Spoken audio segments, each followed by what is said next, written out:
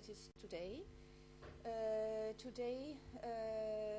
Probably because of so many countries with so many languages joining the European Union, instead of expanding, let's say, conferencing and interpreting facilities, we've actually cut down, and we are basically down to English. So most of our conferences take place in English. We have some conferences, for example, our governing board, they still want to have, let's say, 3 languages or something like that. But in general, the needs, let's say, for interpretation and for translation have been reduced over those last years. And the trend which we observe here in Cedefop, unfortunately, it's also a trend, let's say, across the European Union. Most of the decentralized agencies, as us, tend to be monolingual, or with a few languages. Most of them have a certain amount of translation needs, because of course the way we reach out to European citizens is usually via our websites, via our publications, via, let's say, written communication in whatever form through the internet. And this written communication may take place in many languages, especially if agencies have regulatory functions and need to communicate with the citizens on things which are of immediate concern to the citizens, be it on pharmaceuticals, be it on chemicals, on food protection, and things like that.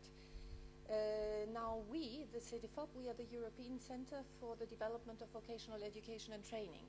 So we do not really reach out immediately to the European citizen, but we reach out to multipliers, to teachers, trainers, social partners, policymakers in education and training, labor market specialists. So these people are our audience, let's say, and these people usually communicate in English with us. So as our outreach to the European citizen is very limited, our needs in terms of translation and interpretation are as well. I do not say this to discourage you, but just to give you a realistic picture of what you may expect, let's say, in the future from the European Union and from possible working opportunities, let's say. I have quite a lot of contacts with the European Parliament, and I regularly go to the European Parliament, and I can tell you that the Parliament is the most multilingual institution within the European institutions, because the Parliament has direct representation, let's say, via the members of the Parliament of the citizens. And so the Parliament tends to be, at least in the plenary sessions, they tend to have quite full-fledged interpretation facilities. In the committees, however, where the real work of the Parliament is done, languages also tend to be reduced. So let's say the committees usually work in 5 to 8 languages, depending on the needs. So what we've been observing a lot over the last years is that languages are, the members of the committees are actually being asked by the interpretation services, do you need interpretation or not? And then the committee members will say, yes, I want interpretation, or I don't need it, or whatever, and then they will make available the language combinations which have to be made available. So usually, let's say, members of Parliament representing big languages tend to speak in their own language, and members of Parliament representing small languages usually tend to speak in English. So, as you all have as a main language one of the, let's say, minor languages of the European Union, it may be interesting for you to really make an effort also for one, let's say, for your first foreign language or something like that, in order to be able to work, let's say, also towards that language. Sometimes this is being requested, though it's not the rule, but it may be requested if we have to cover smaller languages, let's say in committees or something like that, and let's say they do not have an English interpreter who covers Greek, then they would ask a Greek interpreter to cover Greek towards English. Anyway, I think I'm going to stop here. I wish you a very, very fruitful mock conference today. All best wishes. We are around. Our technician Alexis is around somewhere, so if there are any problems, let's say, any practicalities which you need to solve, just ask Alexis to help you. And I will see you probably at around 1 o'clock for lunch. Yes? Okay. All best wishes. Bye-bye. Thank you so much, Corinna Frey. Thank you, Cedefop. I will change to German, weil das für mich leichter ist. So, guten Morgen, meine Damen und Herren. Ich freue mich besonders, dass Sie heute alle hier sind. Und ich denke, wir haben auch ein sehr interessantes und kritisches und aktuelles Thema, was wir heute behandeln, die internationale Migration. Und wir haben auch eine Reihe von besonders guten und erfahrenen Rednern und Referentinnen, die heute bei uns sind. Und würde gleich damit anfangen, dass ich Herrn Carlos Simón Forcade auch das Wort übergebe. Bitte schön.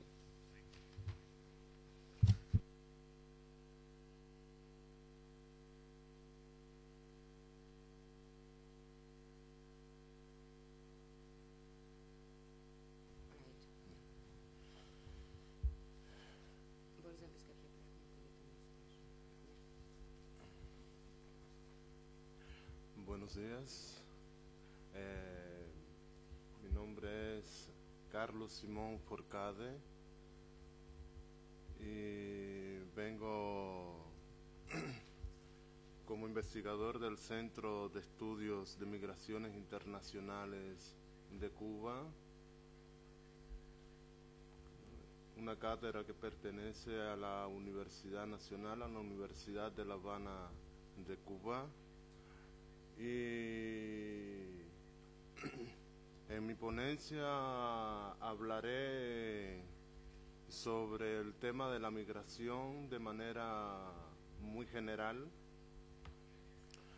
pero puntualizando en aquellos conceptos que creo que son más importantes que nunca tratar de relacionar, justamente para tener para poder hacer un análisis que corresponda más a la realidad, a las realidades complejas que tienen que ver con el fenómeno de la migración en nuestros días. Primero que todo, justamente en las últimas semanas este tema de la migración se hace mucho más importante, más relevante y mucho más actual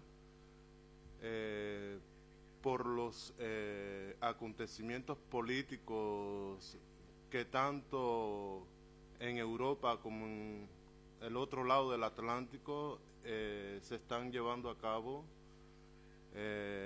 Todos conocemos sobre la asunción como presidente de los Estados Unidos Donald Trump y todo lo que está haciendo en relación con la migración. Básicamente aquello que quiero decir con respecto a la actualidad del fenómeno migratorio en este año es que lo más posible es que cambie incluso las agendas políticas tanto por parte de la Comunidad Europea con respecto a este tema como por parte de los Estados Unidos. Yo quisiera, y esta era mi intención, hacer un análisis mínimo del fenómeno de la migración en relación con los procesos culturales y sociales tal como se dan en la época de la globalización. Y es por eso que titulé la ponencia Migración, Diversidad Cultural y Globalización. Y comenzaba justamente con algo que había escrito en el año 1985, temprano, para la realidad que estamos viviendo actualmente. Guy Debord, un teórico francés que es el autor del libro La Sociedad del Espectáculo, que decía: en realidad el inmigrante no es el residente que resulta ser extranjero de origen, sino el sujeto que es considerado diferente, que se percibe a sí mismo como diferente y que de cualquier manera permanecerá diferente. Y esto tiene que ver mucho justamente con la relación que se establece entre el fenómeno migratorio y los procesos culturales. Básicamente, como todos conocemos, el fenómeno de la migración no es solamente un fenómeno de alcance global que ha marcado la historia de la humanidad desde la noche de los tiempos. Es también un fenómeno crucial que moviliza la mayoría de los procesos sociales de nuestra época. En este sentido, es una característica intrínseca, especialmente en los tiempos de la modernidad y de la globalización. Y digo especialmente en los tiempos de la modernidad y la globalización, porque como todos sabemos, la modernidad se caracteriza básicamente por 4 procesos. Estos procesos son los procesos de secularización, de urbanización, de industrialización y de modernización.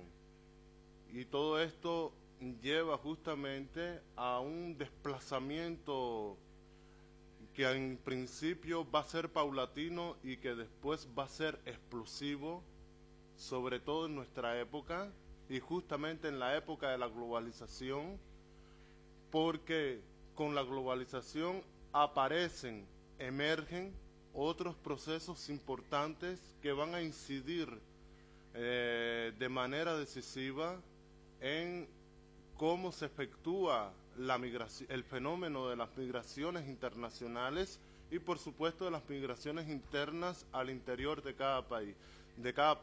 Estos procesos característicos de la globalización, y cuando digo globalización estoy enmarcando históricamente esta época desde la caída del muro de Berlín hasta nuestros días,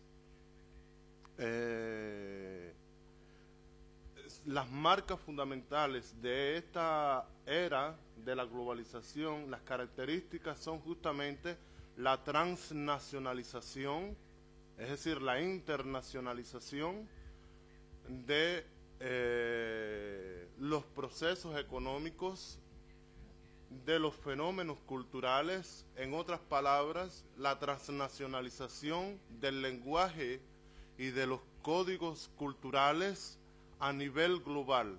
Esto va a tener, por supuesto, una incidencia fundamental en los procesos migratorios. ¿Por qué? Y aquí menciono justamente mi tesis. El vínculo fundamental entre los procesos migratorios y los procesos culturales en la sociedad contemporánea radica en que estos desplazamientos migratorios, que son de diversa índole, es decir, no solamente se trata de desplazados, pero también de contratación bajo servidumbre, trata también de refugiados y de otros tipos de migraciones, y la forma en que los sujetos, que son sujetos de tales desplazamientos, luchan por la reconstrucción de su identidad y por el reconocimiento de la diferencia cultural, se articula básicamente en los medios masivos electrónicos. Es decir, el encuentro, que no solamente es un encuentro, también es un espacio conflictivo entre la migración y los procesos culturales, solamente es posible leerlos en nuestro tiempo sobre la base de los medios masivos de comunicación, y por supuesto ahí me estoy refiriendo no solamente a la televisión, sino también a todos los medios electrónicos que por excelencia representan la época de la globalización. Como diría un teórico indio que trabaja en una universidad, en la Universidad de Chicago, en los Estados Unidos, diría: en este caso, las imágenes, los guiones, los modelos y las narraciones, tanto reales como ficticios, que provienen de los medios masivos de comunicación, son los que establecen la diferencia entre la migración en la actualidad en relación con el pasado. Aquellos que quieren irse, aquellos que ya lo han hecho, aquellos que desean volver, así también como por último aquellos que escogen quedarse. Rara vez formulan estos sus planes fuera de la esfera de la radio o la televisión, los casetes o los videos, la prensa escrita o el teléfono. Para los emigrantes, tanto de la política de la adaptación a sus nuevos medios sociales, como el estímulo a quedarse o volver, son profundamente afectados por un imaginario sostenido por los medios masivos de comunicación, que con frecuencia trasciende el territorio nacional. En este sentido quiero decir que aquí entendemos la cultura de una manera diferente a como se entiende en la tradición o en las tradiciones de las ciencias humanísticas, es decir, la cultura como un nimbo que solamente aporta belleza y que tiene que ver sobre todo con los objetos estéticos. No, aquí la cultura se ve como un espacio de producción de valores y de sentidos, donde los sujetos trabajan con la fuerza de la imaginación para articular demandas y prácticas que le permiten la supervivencia social en términos de cómo pueden rememorar su pasado y cómo pueden proyectarse hacia el futuro. Hablando para ejemplificarlo, no es posible entender los problemas migratorios que se presentan hoy en Europa si no comprendemos lo que sucedió en la primavera árabe y la plataforma cultural que soporta justamente la primavera árabe. Es decir, la dimensión de la cultura y de la comunicación, el papel que jugó en la primavera árabe y cómo esto va a influir justamente en todos los problemas y todos los fenómenos migratorios que se desataron a partir de la Revolución Árabe. Y justamente esto también lo podemos ver en otros procesos migratorios, por ejemplo, los procesos migratorios que tienen que ver con el desplazamiento o el exilio o la emigración de 2 millones de cubanos y básicamente más de 800.000 cubanos desde los años 90 hasta nuestros días. En este sentido, entenderíamos la cultura de esta manera, como la capacidad de practicar, esto lo diría Merat Mamardashvili, un teórico de la época de la Unión Soviética, decía: la cultura es la capacidad de practicar la complejidad y la diversidad. El acento en el verbo practicar, el énfasis en la praxis es lo más importante, puesto que la cultura no es el saber, Se es culto cuando se es capaz de practicar la complejidad y la diversidad sin necesariamente poder aplicar una idea o un concepto abstracto en la realidad. La cultura en este sentido también es un espacio de lucha, es por eso que es un espacio dialéctico donde las identidades culturales no se muestran estáticas, sino que son procesos dinámicos donde los sujetos luchan por la construcción por la reconstrucción de sus identidades. En este sentido, la cultura también como trabajo de la imaginación, como imaginación creadora, vinculada a lo que se puede producir en el espacio de la cultura, es decir, en el espacio que permite al sujeto conferir sentido incluso a aquello que parece no tenerlo, es lo que quizás permita convertir los espacios migratorios en algo más que el problema de la nación, en algo más que una crisis social en las sociedades contemporáneas. El trabajo de la imaginación, la capacidad de diálogo intercultural, la capacidad de traspasar fronteras, no para construir campos de refugiados de tipo económico o policial, sino para construir redes de solidaridad y lugares antropológicos en el sentido que lo entiende Marc AUTh, continúa siendo un presupuesto para pensar la cuestión migratoria. Muchas gracias. Muchas gracias a usted. We thank you very much. I will change to German. Das war ein sehr interessanter Vortrag. Und verstehen Sie auch Deutsch?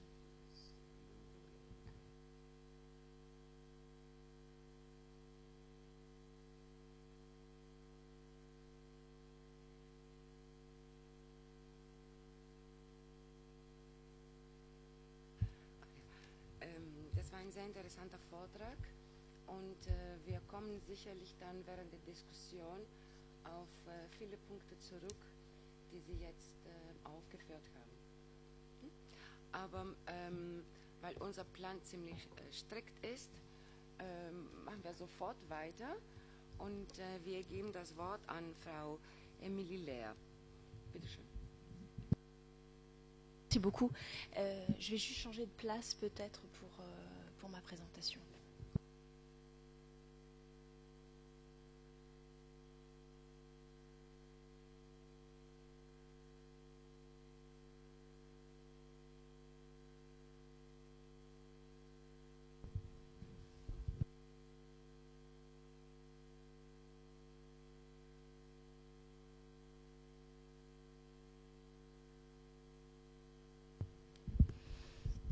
Alors, je suis cachée derrière l'ordinateur.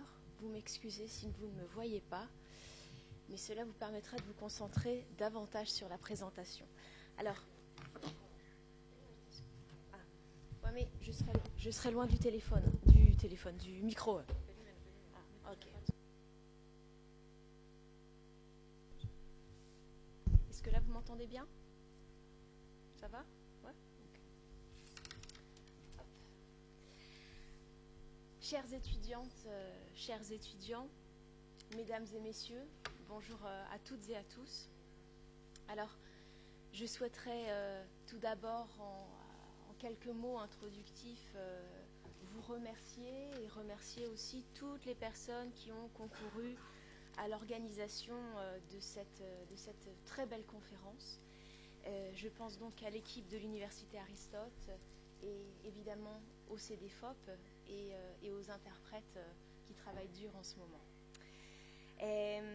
Je me présente en quelques mots, vous l'avez déjà vu dans le programme certainement, je m'appelle Emilie Lehr. Je suis membre de l'association France Terre d'Asile et je suis juriste spécialiste du droit d'asile, ce qui explique ma présence ici aujourd'hui. Vous le savez, je ne vous apprends rien, l'actualité pose en permanence la problématique de l'immigration, la problématique du droit d'asile. Des embarcations qui s'échouent en Méditerranée, un décret anti-immigration, des demandeurs d'asile dans des camps d'attente, des hommes et des femmes qui sont reconduits à la frontière. Et cette question de l'immigration, justement, elle n'a cessé d'évoluer au cours de l'histoire, au gré des conflits, des mouvements de population, des influences des églises. Et c'est en fait aujourd'hui, c'est cette histoire que j'aimerais vous raconter aujourd'hui. Et je suis d'ailleurs très contente d'être au début de la conférence parce que je trouve que donner cette perspective historique dès le début pourra ancrer le débat. Nous allons donc parler du droit d'asile, non d'un point de vue juridique, mais historique. Nous allons replacer le droit d'asile dans une perspective historique, mais dans le but de mieux comprendre les enjeux d'aujourd'hui et les enjeux de demain, les enjeux migratoires. Alors on commence notre voyage, et vous allez voir, notre voyage, il remonte à loin. Nous allons voir les prémices, et notre voyage commence au XIIIe siècle. Au XIIIe siècle avant Jésus-Christ. C'est, on dit sans doute, les Égyptiens qui auraient les premiers pratiqué l'accueil des réfugiés. Et donc, c'est aux Égyptiens que revient le concept d'asile. Je vous explique brièvement le contexte. Il y avait une guerre. Il y avait une guerre entre Ramsès II, l'Égyptien, et puis Hattusil III, qui était le roi des Hittites. Et en 1280 avant Jésus-Christ, ils ont conclu le traité de Kadesh. Alors pourquoi je vous parle de ce traité? Parce que c'est un traité qui prévoit, au terme des guerres engagées, il prévoit entre les deux camps la protection et le rapatriement des réfugiés du camp adverse. Donc ça, c'est vraiment les prémices de l'asile dans l'histoire. Alors ça, je ne vous apprends rien. Le mot lui-même d'asile, il vient du grec azulon, j'espère que je le prononce bien, du grec ancien, et cela qualifiait alors, à l'époque, un sanctuaire. C'était un sanctuaire, c'était un lieu à caractère religieux. C'était un lieu vraiment inviolable. Il m'en vient à parler de l'asile chez les Grecs. Chez les Grecs, là on est vers le 5e siècle avant Jésus-Christ, eh bien le droit d'asile, il est clairement en relation avec les pratiques religieuses. Et concrètement, un réfugié qui était placé sous la protection des dieux, il était hors d'atteinte des vengeances et il était placé justement dans des lieux respectés de tous. Il y a par exemple, vous l'avez ici en photo, à Paros, le temple de Poséidon, et ce temple offrait un refuge aux personnes poursuivies par leurs ennemis. Un autre détail intéressant à vous préciser, c'est que chez les Grecs, mais peut-être le savez-vous, eh bien l'asile, c'était un asile qui était très large. On accordait l'asile aussi bien à des princes, à des esclaves, à des délinquants, à des assassins. Et d'ailleurs, ça c'est une mention, vous pourrez le chercher après la conférence, dans le texte « La vie des hommes illustres », Plutarque fait allusion à cette pratique et décrit vraiment bien en quoi est constitué l'asile chez les Grecs. Deuxième étape dans cette perspective historique, on va passer de la pratique au principe. Et ça, c'est une étape déterminante qui va permettre au droit d'asile de devenir un principe universel. Et ce changement-là, il arrive en fait quand l'asile est pratiqué par les églises chrétiennes. Les églises, à cette étape-là, eh bien, elles s'affirment protectrices de tous, L'asile est reconnu comme un principe dès notamment le concile qui est réuni par Clovis à Orléans 511. Et là, on peut dire que là, on a un asile, mais un asile ecclésiastique. Mais très vite, après cet asile des églises, cette pratique religieuse de l'asile ne plaît pas. Il ne plaît pas surtout parce qu'à l'époque, on est dans un contexte de monarchie. Et cette pratique religieuse de l'asile, elle est vue comme un obstacle à l'exercice du pouvoir du roi. Et c'est vu comme un obstacle justement au développement de cette monarchie. Donc ça ne plaît pas du tout au roi. Le roi, il n'est plus disposé à partager cette prérogative avec l'Église. Il n'est plus d'accord à supporter ce qu'il considère comme un obstacle à sa justice. Et c'est là où on a l'ordonnance, la célèbre ordonnance qu'on appelle de Villers-Cotterêts. C'est une ordonnance qui a été édictée par le roi François Ier en 1539. Et cette ordonnance, elle est très importante parce que c'est la fondation de l'État civil français. Et surtout, cette ordonnance supprime purement et simplement l'application du droit d'asile par l'Église dans le royaume de France. Et donc à partir de cette étape-là, l'asile n'est donc plus un asile des églises, mais l'application du droit d'asile revient à l'État. Donc il faut vraiment absolument se souvenir de cette date de 1539. C'est un droit qui revient à l'État. Le concept de l'asile, il n'est plus lié à un lieu sacré. L'asile n'est plus un asile ecclésiastique. L'asile est lié à un territoire gouverné par un souverain. Ensuite, vous en doutez peut-être, il faut parler de la Révolution française qui est aussi une étape importante dans le droit d'asile. La période de la Révolution, c'est une étape essentielle parce qu'à cette période, il y a de nombreux étrangers qui souhaitent venir en France, qui souhaitent trouver refuge en France. Et ce sont, vous savez, tous ces étrangers qui sont chassés par les guerres intra-européennes.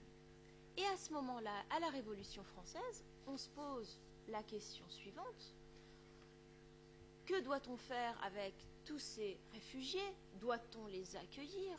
Comment les accueillir? Ça nous semble très contemporain, ces questionnements. Vous ne trouvez pas?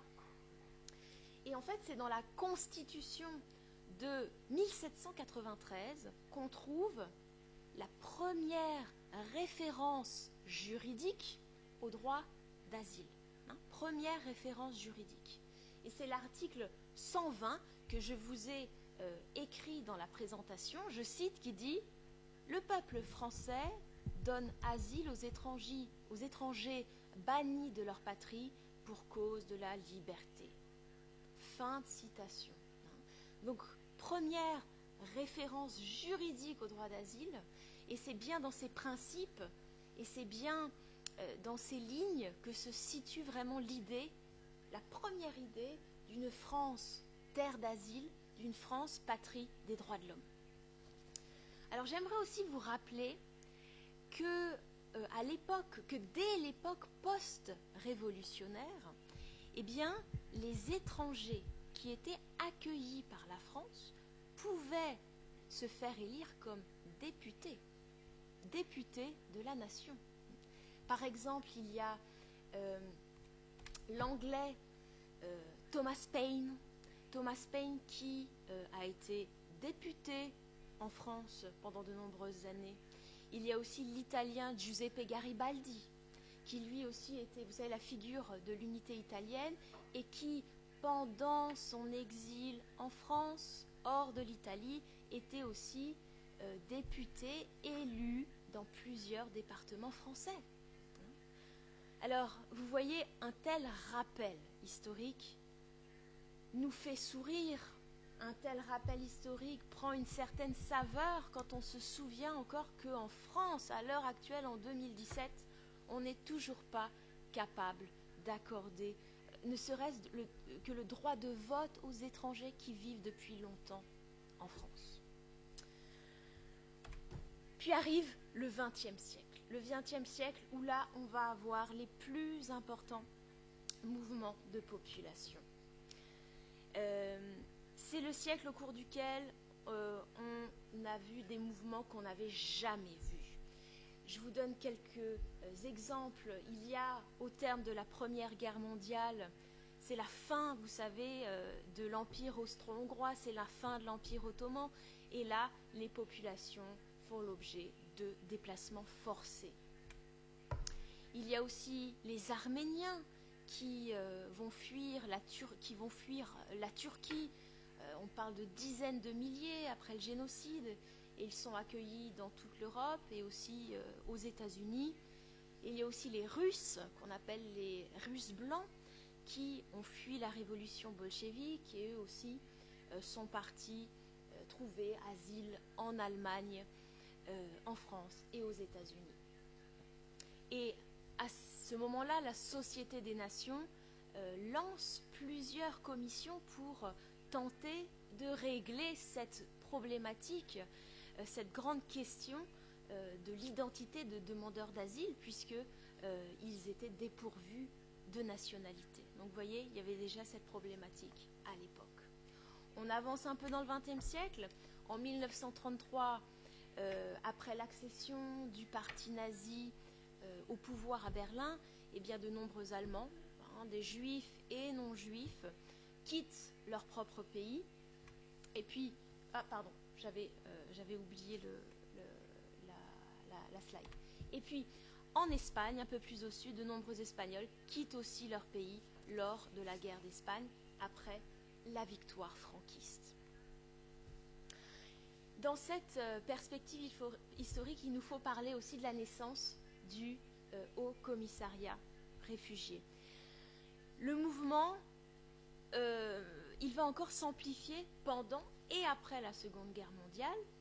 L'Europe, vous le savez, est à ce moment confrontée à un défi humanitaire d'une très grande ampleur.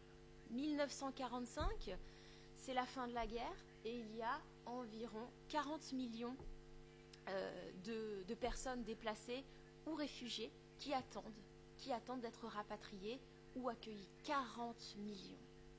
Il y a donc nécessité de gérer ces grands mouvements de population au niveau international. Et c'est ce qui va donner naissance en 1950 au HCR, au Haut Commissariat pour les réfugiés. Et puis aussi en 1951 à la Convention de Genève qui est relative au statut du réfugié. Finalement, les déplacements de population et les demandeurs d'asile qui en sont les conséquences, vous savez, sont toujours un peu la traduction d'événements militaires ou d'événements politiques. Et on a encore deux exemples après la création du HCR. C'est à Budapest, après le soulèvement démocratique qui avait été réprimé militairement par l'Union soviétique, mais il y avait eu 200 000 Hongrois qui avaient fui leur propre pays, donc ça c'était en 1956, et puis en 1967, donc 12 ans après, il y a eu le même mouvement. Plusieurs milliers de Tchécoslovaques ont quitté leur pays après l'occupation par l'armée soviétique.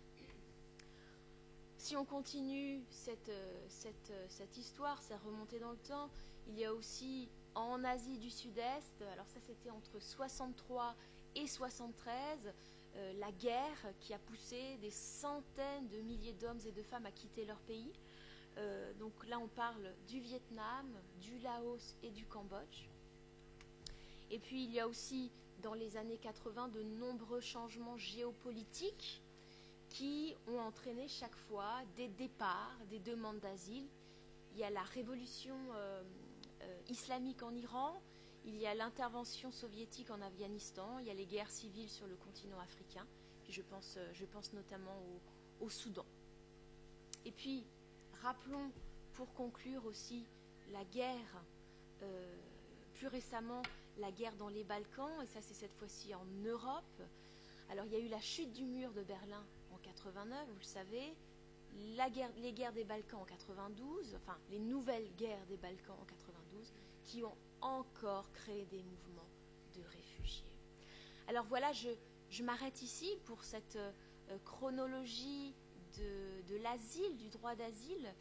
Et en tout cas, j'ai voulu vous montrer, par ces rappels historiques, que les mouvements de population et les demandes d'asile, eh bien, c'est un phénomène constant.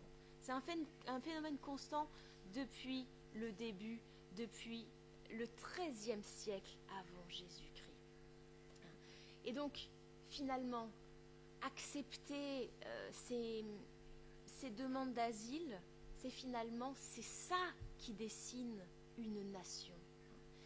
C'est une idée très simple, mais c'est une idée essentielle pour comprendre l'immigration du XXIe siècle, pour comprendre l'immigration d'aujourd'hui, pour comprendre l'immigration de demain. Alors je vous remercie pour votre attention. Naturellement, je vous encourage à aller sur notre site France Terre d'Asile, où vous trouverez de nombreuses informations. N'hésitez pas à vous inscrire à notre lettre d'information, notre newsletter, pour être tenu au courant. Et je vous remercie, je vous souhaite à toutes et à tous une excellente suite de conférences.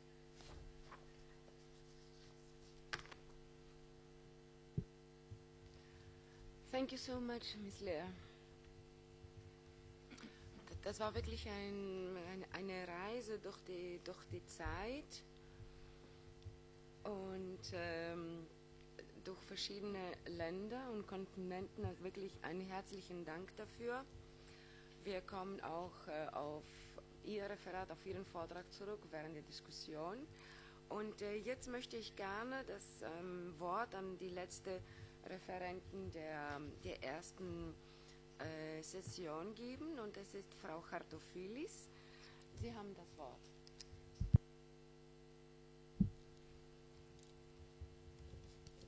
Thank you, Madam Chair. Good morning, ladies and gentlemen.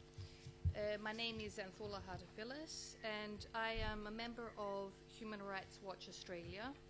We're basically an organisation involved with the protection of various human rights, but recently we've been focusing on the issue of asylum seekers in Australia.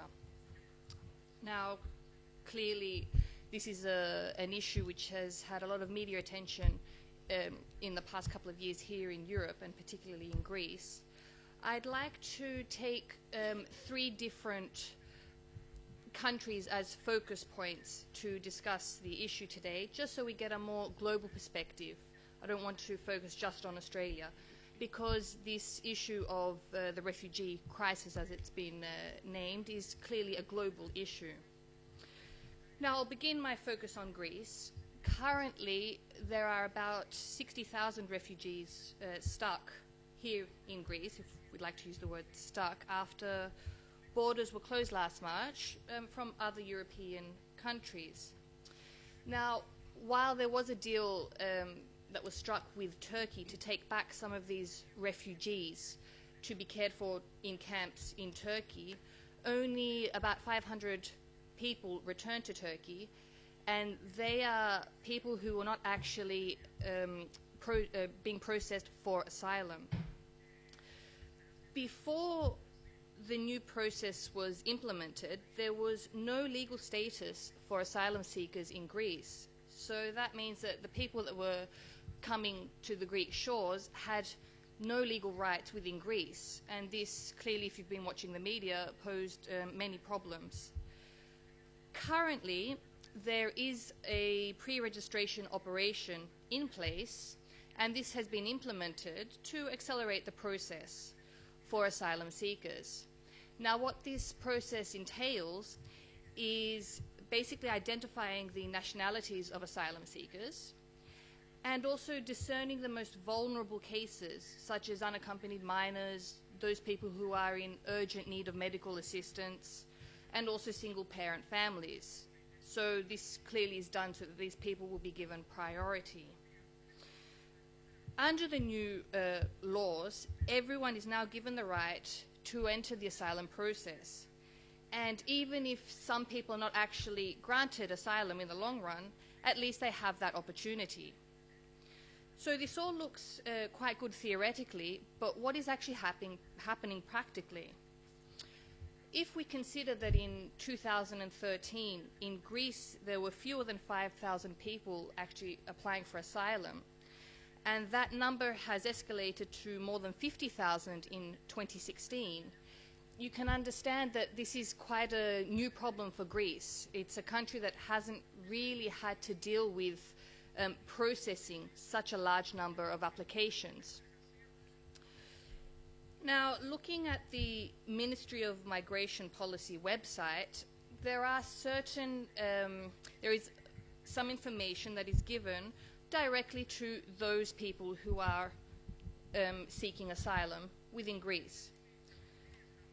If one actually goes to this website, they will see that basically those seeking asylum are told to submit an application in person at one of the regional asylum offices or at an asylum unit. It goes on, however, to say that due to the large number of people, you may not be able to actually submit your application if you present yourself. Therefore, you might book an appointment for the submission of application via Skype. Now, I find this terminology quite interesting. The vocabulary itself lacks conviction. It's as if the actual Ministry of Migration isn't sure of what's going to happen. You may be processed, you might get an interview. Furthermore, there's the issue that these people applying for asylum may not know how to use the technology of Skype. How are they actually going to be helped to gain access to the help needed? Now, for unaccompanied minors, a public prosecutor will actually appoint a guardian, so those under the age of 18 will be granted legal assistance. Then those seeking asylum are basically told that at the interview, they are to expect to be put through a process of identification through photographing and giving their fingerprints. And this information will be entered into the European Central Database. They are also told to be expected to hand over their travel documents. They may be subjected to body searches as well as having their personal belongings searched. And also medical examination may be needed. Now, under the international protection laws, those seeking asylum in Greece are actually entitled to certain rights. These rights include the prohibition of deportation. Asylum seekers do have the right to free movement within Greece, and they do actually have the right to work, and they have the same rights as any other Greek citizen, but they are also subject to the same obligations. So in terms of social security, they do have to pay. Asylum seekers are offered free hospital, medical, and pharmaceutical treatment.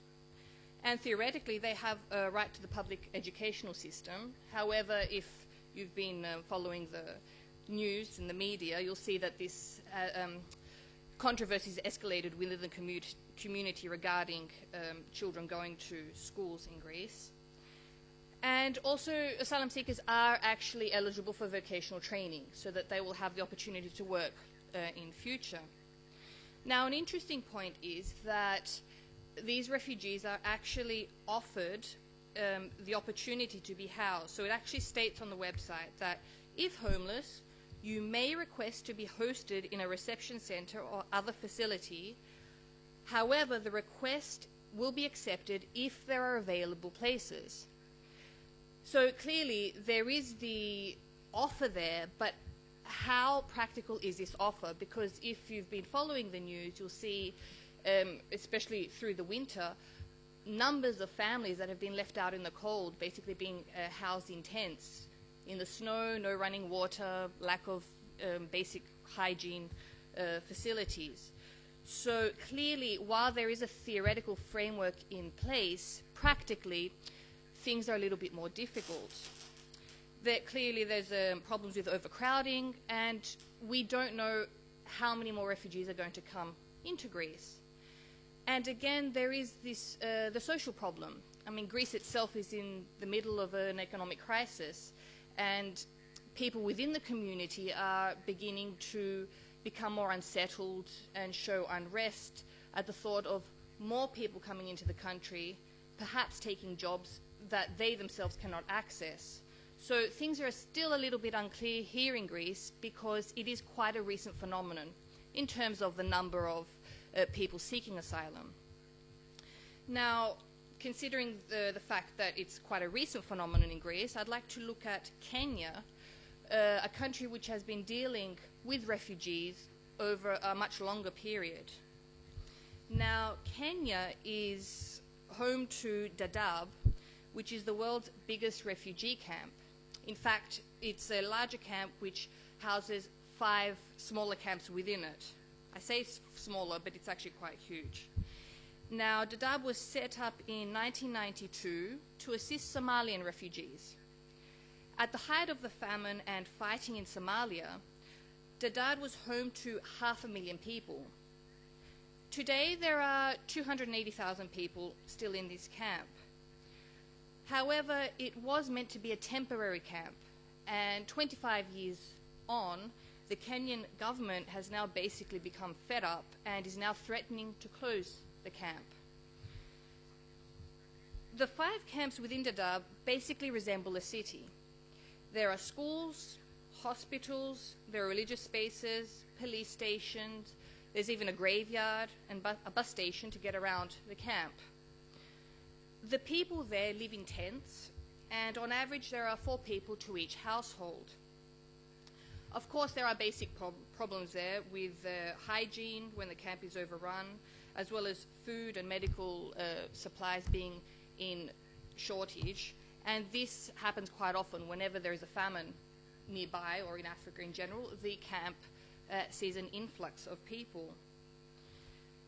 Now, since the UNHCR basically pledged support to help the voluntary return of refugees to Somalia in 2014, 40,000 people have actually returned from the camp to Somalia.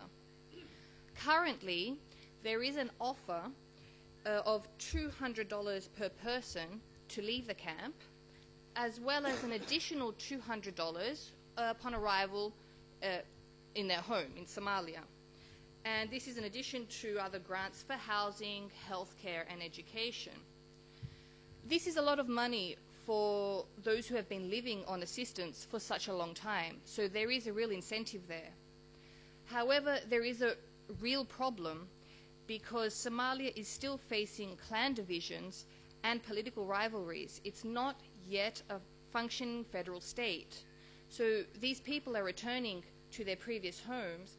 However, what are they returning to? If there are no job prospects or any real means of survival, what's going to happen after this money runs out? There is a particular threat if young men going back from Dadaab are not given help by the government or agencies because they could be recruited into Al-Shabaab, which is an Islamist militant group who basically poaches young men. So those fleeing this situation in Somalia in the first place may be actually going back to the same threat and then being recruited. Despite all this, 25,000 people have actually signed up to return to Somalia. This could be linked to the fact that there are rumors that this offer may only be temporary. So if I don't take the offer now, well, I won't get anything later. And of course, the Kenyan government is under scrutiny for this because it sort of the international community feels as though it's trying to get rid of the people to close down the camp as fast as it can. Now, for many refugees, Dadaab is the only home they have ever known. I mean, many were actually born in this camp, and 25 years is a very long time. There is no applying for asylum there, or for the most part. Basically, most people there are waiting to return home, but we don't know when things are going to actually get relatively better in Somalia. The process for these refugees when arriving at Dadaab is that they are registered and fingerprinted by the Kenyan government. However, the camps are actually managed by the UNHCR. So the refugees are not actually protected by the Kenyan government, and they cannot possess a Kenyan national ID card. So this means that if they actually leave the camps, they are at risk of arrest. So most people tend to just remain within the camp. the problem is that there is a need to venture out of the camp to collect firewood and water for basic survival, and women and young girls are at particular risk for sexual assault when they are leaving the vicinity of the camps. And due to deforestation, the need to go further and further to find firewood is becoming a real issue. There are three basic options for refugees who want to leave the camp, and this is according to international law. Basically, there's a resettlement in a third country. There is the return to the country of origin, in this case Somalia, and there is the integration into the country of asylum. Now, considering that fewer than 1% of refugees worldwide are actually resettled into a third country, and that the Kenyan government is refusing to grant citizenship, the outlook for the Somalian refugees here at Dadaab is actually quite bleak. People are beginning to feel forgotten. There are third-generation refugees, so as I mentioned earlier, those who have been born in the camps. They've been born in exile, and at the moment, donor attention is now focused elsewhere, such as Syria and South Sudan. So this camp is beginning to see fewer materials coming in, less aid coming in to help them.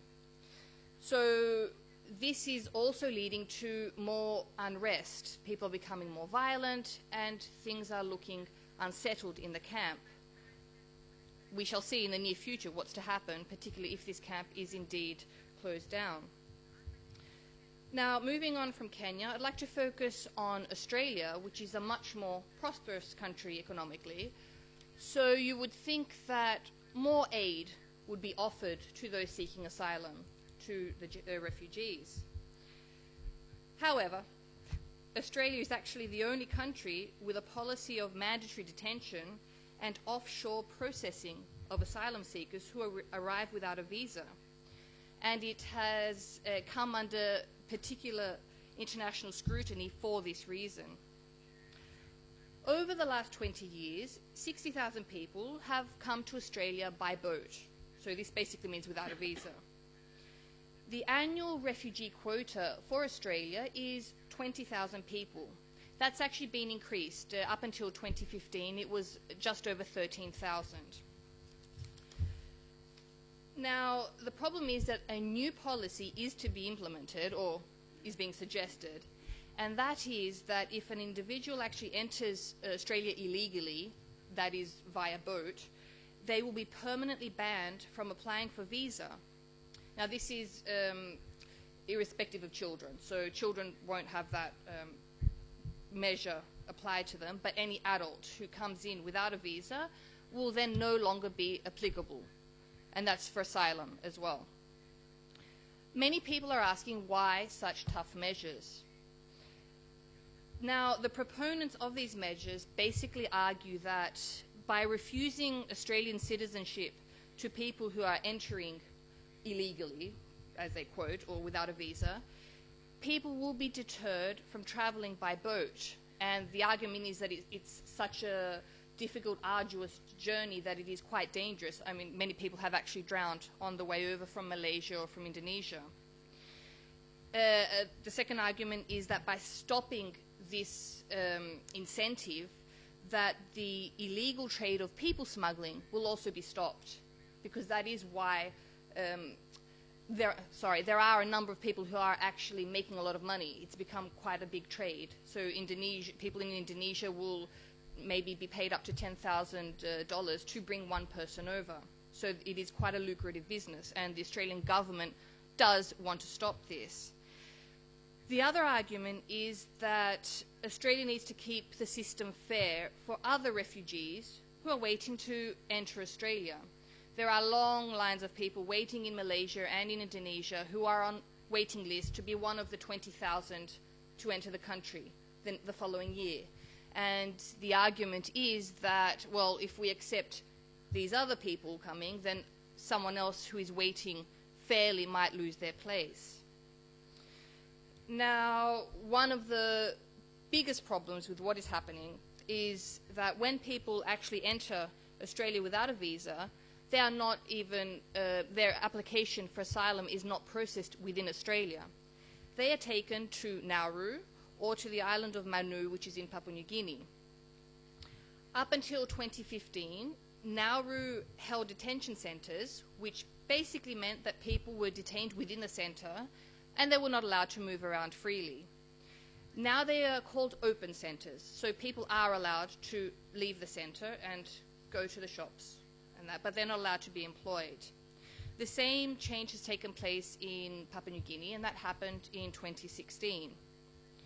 The process basically entails that the Department of Immigration and Citizenship assesses the claim to asylum. Security and health checks are performed, and then each person's application is looked at individually. Now, the main problem is that it takes an average of 450 days for each asylum seeker's request to be processed, so that's more than a year and a half. And some people actually remain at these centres for nearly 3 years. Now, if we consider that there are children in this situation, you can understand the problems that are being faced. Overall, 80% of applicants actually turn out to be genuine refugees. So more and more Australian people are beginning to ask, and also internationally, why aren't these people being treated more fairly? There has been a large amount of criticism concerning Australia's stance. There is the notion that Australia is basically shifting the problem onto poorer countries. They are paying off the poorer countries, Nauru and Papua New Guinea, and letting them deal with the problem because they have the money, they have the means to do so. Detaining one asylum seeker on Nauru or Papua New Guinea costs the Australian government $400,000 annually. That's $400,000 just for one person. Now, if an asylum seeker were to be detained or, let's say, kept in Australia within the community, it would cost $240,000. And if these people were actually allowed to integrate into the Australian community while their application was being processed, it would cost the Australian government only $12,000 per year. So there is a genuine question there. Why not allow these people to wait in Australia?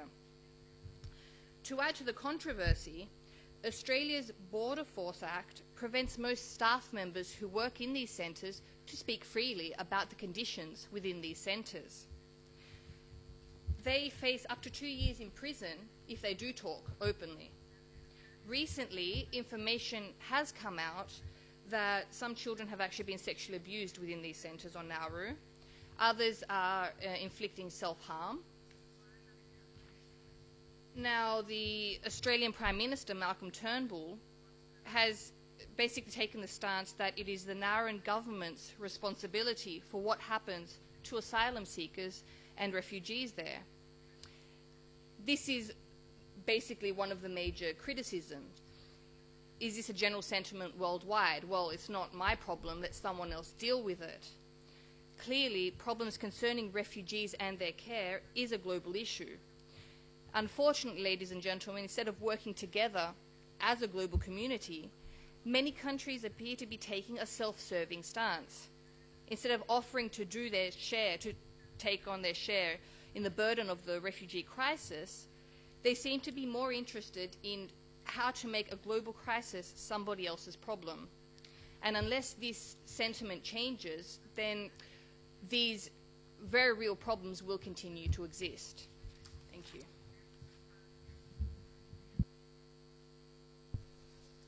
Thank you so much. This was another very interesting presentation about migration in different places of the world. Now, we've been in Australia, for example. I suppose you understand that without this. Nun, wir haben noch ungefähr 20 Minuten Zeit, bevor wir die Kaffeepause machen. Und ich möchte Sie bitten, dass Sie jetzt mal Fragen stellen, beziehungsweise eine Stellungnahme, einen Kommentar hier präsentieren zu dem, was wir bisher gehört haben. Sie haben das Wort, Sie können sich in den verschiedenen Sprachen ausdrücken, die wir hier verwenden. Und ich würde auch mich sehr, sehr freuen, wenn unsere Studentinnen und Studenten das Wort ergreifen. Das wäre wirklich sehr interessant. So, bitteschön, Kolleginnen und Kollegen.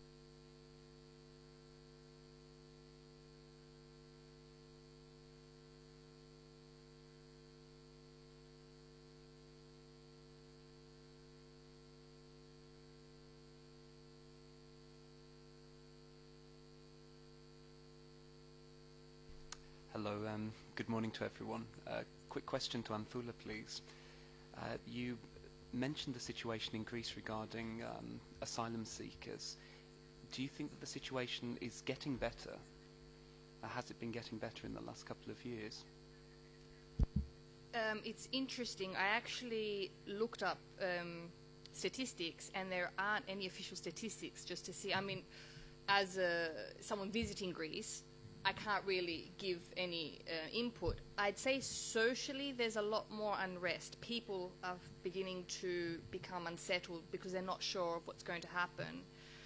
Like I said, politically, theoretically things seem okay, but I think it's still quite early to tell you the truth, to see what's going to happen in the long run.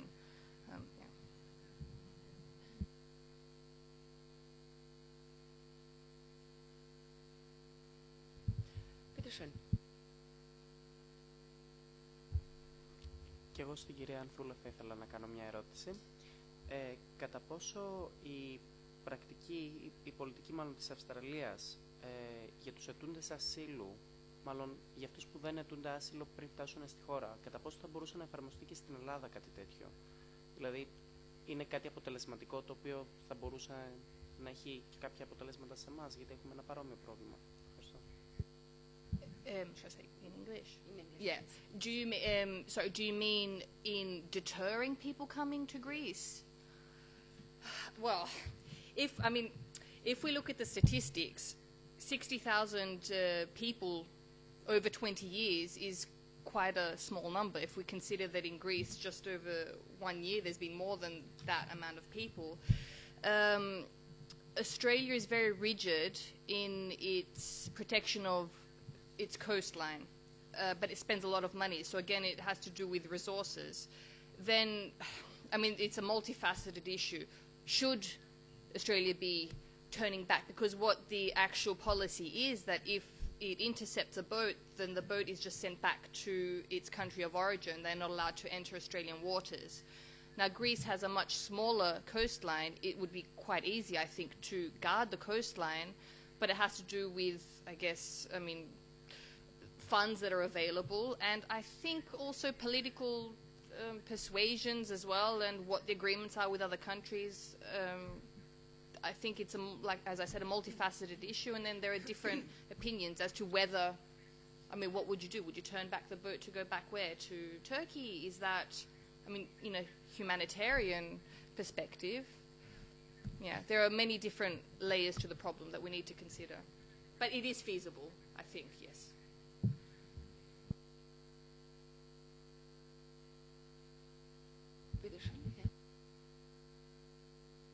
Oh, thanks.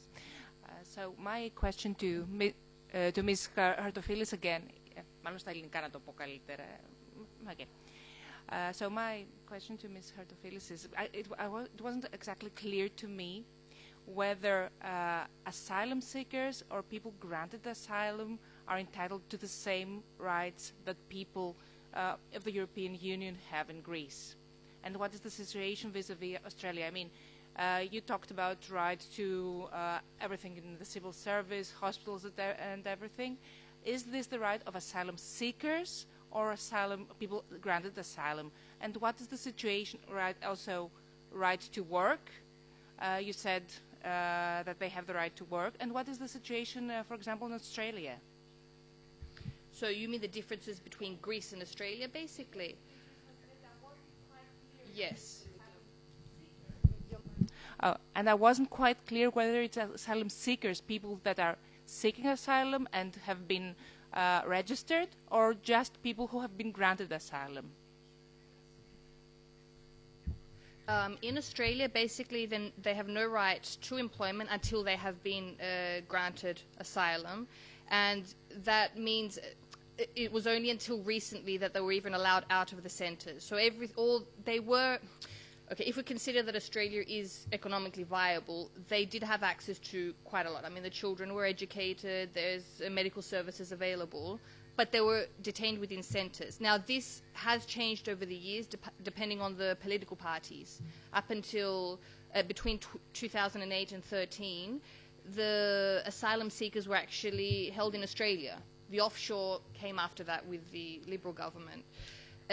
Within Greece, it's a matter of, I think, I'm not actually 100% clear because the ministry itself doesn't offer this information. But once they're granted the temporary visa, let's put it that way, they actually do have these rights. But how much these rights are actually available is another issue. I mean, yes, there is the opportunity to work, but who will be given the work? And, I mean, where are they going to find these job vacancies? I mean, the Greek people themselves can't find jobs. So theoretically, Greece is actually more flexible in comparison to other countries, but economically there is not the opportunity to help. And another question to go on.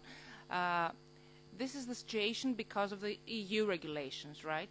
So how are these things implemented throughout the EU? Is the situation in Greece similar to Bulgaria? Because I've heard quite a lot of horror stories there. I'm not actually know myself. I mean, I'm more, I concern myself with Australia, and I just took an interest because coming to Greece. But yeah, I'm not actually. Yeah.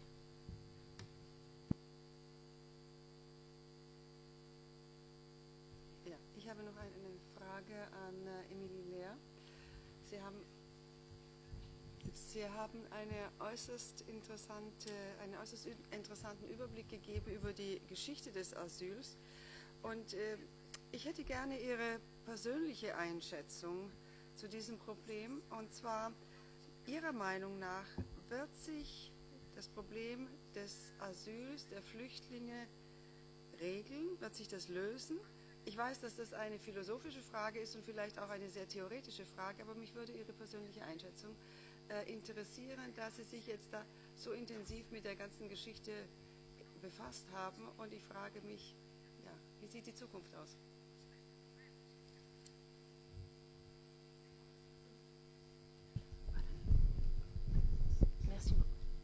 Merci beaucoup pour votre question. Alors, en fait, finalement, j'ai bien aimé la façon dont vous avez posé votre question. Si finalement il y aura une solution au bout, dans le futur. Et c'est justement l'opinion que j'ai, que finalement nous devons trouver les meilleures solutions, les meilleures conditions, mais qu'il n'y aura jamais une solution, une et unique solution au problème migratoire. Il ne s'agit pas d'une solution, il s'agit de faire évoluer les conditions d'accueil, de faire évoluer aussi dans nos écoles la façon dont on veut traiter la problématique migratoire. Mais je crois que j'ai fait une perspective historique, mais je crois que cette perspective historique se répétera et se répétera encore. Donc il s'agit d'améliorer les conditions, mais de ne pas trouver une solution en fin de compte. Das heißt also, es gibt noch viel zu tun. Tout à fait.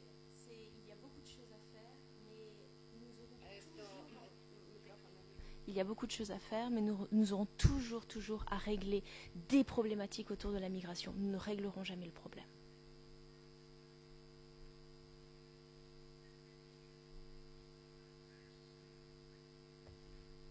Weitere Fragen? Keine? Gut.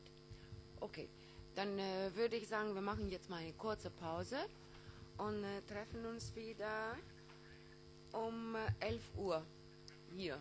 Ja? Da wartet Kaffee draußen und wir freuen uns drauf. Na? Bis dann.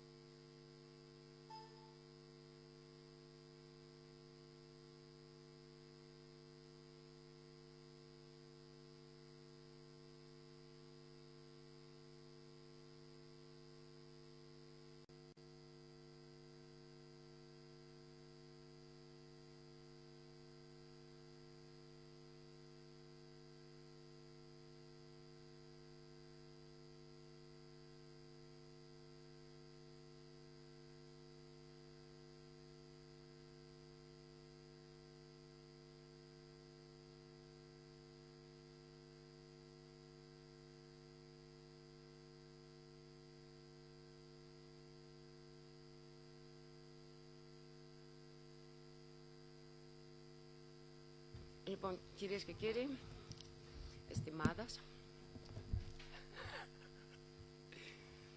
meine Damen und Herren, so, wir sind wieder zurück in diesen wunderschönen Räumlichkeiten, die wir benutzen dürfen. Und wir machen weiter mit unserem Programm. Wir hören jetzt Frau Alava Polo, die uns einen Bericht zu diesem Thema von spanischer Sicht präsentieren wird. Sie haben das Wort.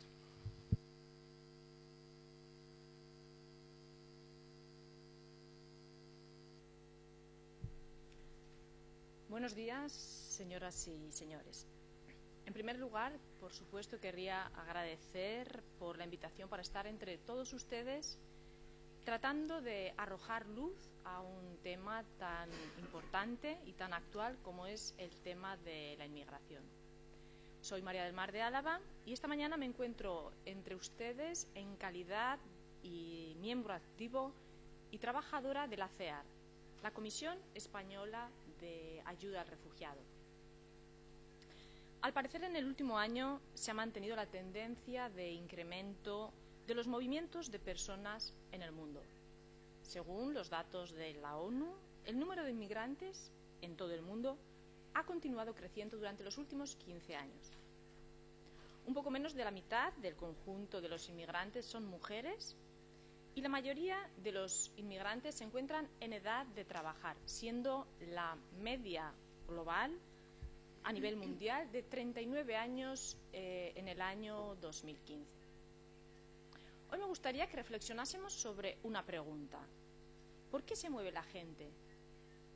¿Qué lleva a más de 244 millones de personas a dejar su casa, sus familias, sus raíces y lanzarse a la aventura de descubrir un nuevo mundo? En general se piensa que las personas migran porque sus condiciones vitales son tan malas que no les queda otro remedio que marcharse. Diversos organismos y gobiernos nos explican de forma recurrente cómo la ayuda para el desarrollo, cómo la cooperación internacional con los países más pobres es indispensable para frenar las migraciones. Sin embargo, en realidad, varios estudios aseguran que son precisamente el desarrollo y la globalización los principales aceleradores de los procesos migratorios de los últimos tiempos. Y si lo pensamos, esto tiene sentido. Los habitantes de los países más pobres no tienen los recursos necesarios para emprender un proceso migratorio que es tedioso y muy caro.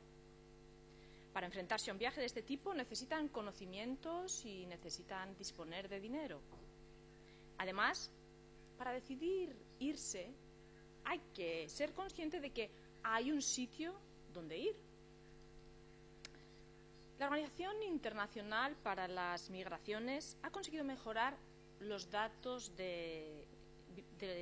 debido a que los inmigrantes tienen teléfonos móviles que permiten su trazabilidad. Aquí la globalización de las comunicaciones ha jugado un papel determinante. A pesar de que no me gustaría pasarme la mañana haciendo referencias a datos y a cifras, no puedo evitar recordar a los cerca de 7.500 inmigrantes y refugiados que, según la Organización Internacional para las Migraciones, han fallecido en este pasado año 2016. Lo cual equivale a 20 muertos al día y constituye un aumento relevante respecto a los fallecimientos que ocurrieron en años anteriores. Señoras y señores, permítanme que me centre ahora en la situación concreta que vivimos en mi país, España, y en los últimos sucesos relacionados con la inmigración, enfocándome concretamente en las llamadas devoluciones en caliente. No sé si es conocido por todos los presentes, por el público aquí presente, que en España, además de haber 17 comunidades autónomas, España consta de 2 ciudades autónomas, son Ceuta y Melilla. Se las voy a mostrar en estos momentos. Como pueden ver, este es el mapa de España arriba, entonces les voy a mostrar. Aquí tenemos la ciudad de Ceuta y aquí se encuentra la ciudad de Melilla. Estas 2 ciudades se encuentran en el norte de África y son fronterizas con Marruecos. Tanto en Ceuta como en Melilla existen 2 vallas, cuyo propósito es dificultar la inmigración ilegal y el contrabando comercial. Lo podemos ver mejor en esta fotografía. Digamos, esta es la parte de España, la zona neutra, frontera con Marruecos, y lo mismo en la ciudad de Melilla.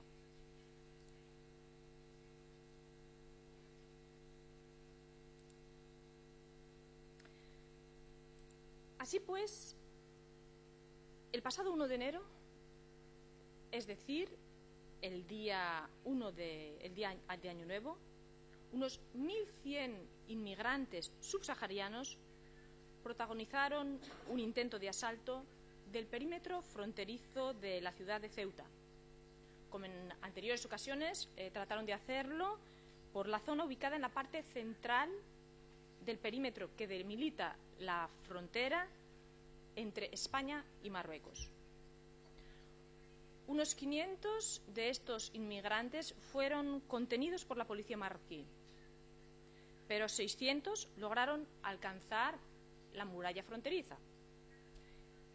Hay que decir que la valla de Ceuta, en concreto, es una barrera física de 8 metros que separa España y Marruecos, consta de una doble valla y en el lado español tiene una altura de 6 metros. Además, hay una tercera valla, una tercera línea de alambre que en el lado de Marruecos tiene 2 metros. Entonces, como una imagen vale más que 1000 palabras, me van a permitir que les muestre el vídeo en el que se recoge lo que ocurrió exactamente el día 1 de enero, el día de Año Nuevo, en la ciudad de Ceuta. Le he quitado la voz porque no hace falta. Creo que es mejor no oír lo que ocurre. Y simplemente para que tengan una idea, esta es la valla de la que estamos hablando en la ciudad de Ceuta. Como pueden ver, esta es la zona neutra, en la que ahora cuando entra el policía está en la zona neutra. En la parte de aquí nos encontramos en la zona de España. En la parte de la izquierda estamos en la zona de Marruecos. No voy a poner el vídeo porque las imágenes son muy duras, pero como pueden ver, por ejemplo, aquí, estas son las personas que estaban intentando entrar a España. Si alguien quiere ver el vídeo después se lo puede enseñar, pero mejor no lo vamos a ver. Aquí vemos cómo va la policía española junto con grúas para intentar bajar a las personas que están amotinadas en la valla. Y bueno, se pueden imaginar cómo es el resultado. Entonces mejor, para que el que quiera verlo, se lo puedo entregar a continuación.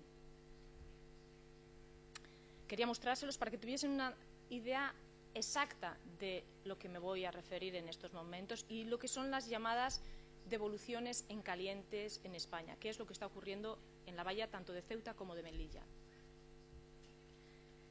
Señoras y señores, tras estos sucesos vuelve a resurgir la polémica de las devoluciones en caliente. Como digo, la polémica respecto a estas prácticas en la frontera sur de España, en las ciudades de Ceuta y Melilla, fue atajada por el anterior ministro de Interior. Con la aprobación de la Ley de Ciudadanía, hubo un cambio en la Ley de Ciudadanía, y se pasó a llamar la Ley de Seguridad Ciudadana.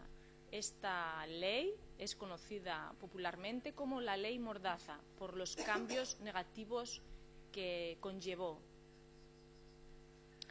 Entonces, según la aprobación de la Ley de Seguridad Ciudadana, el Ministerio de Interior trató de cubrirse las espaldas, en realidad, mediante una modificación de lo que era la Ley de Extranjería.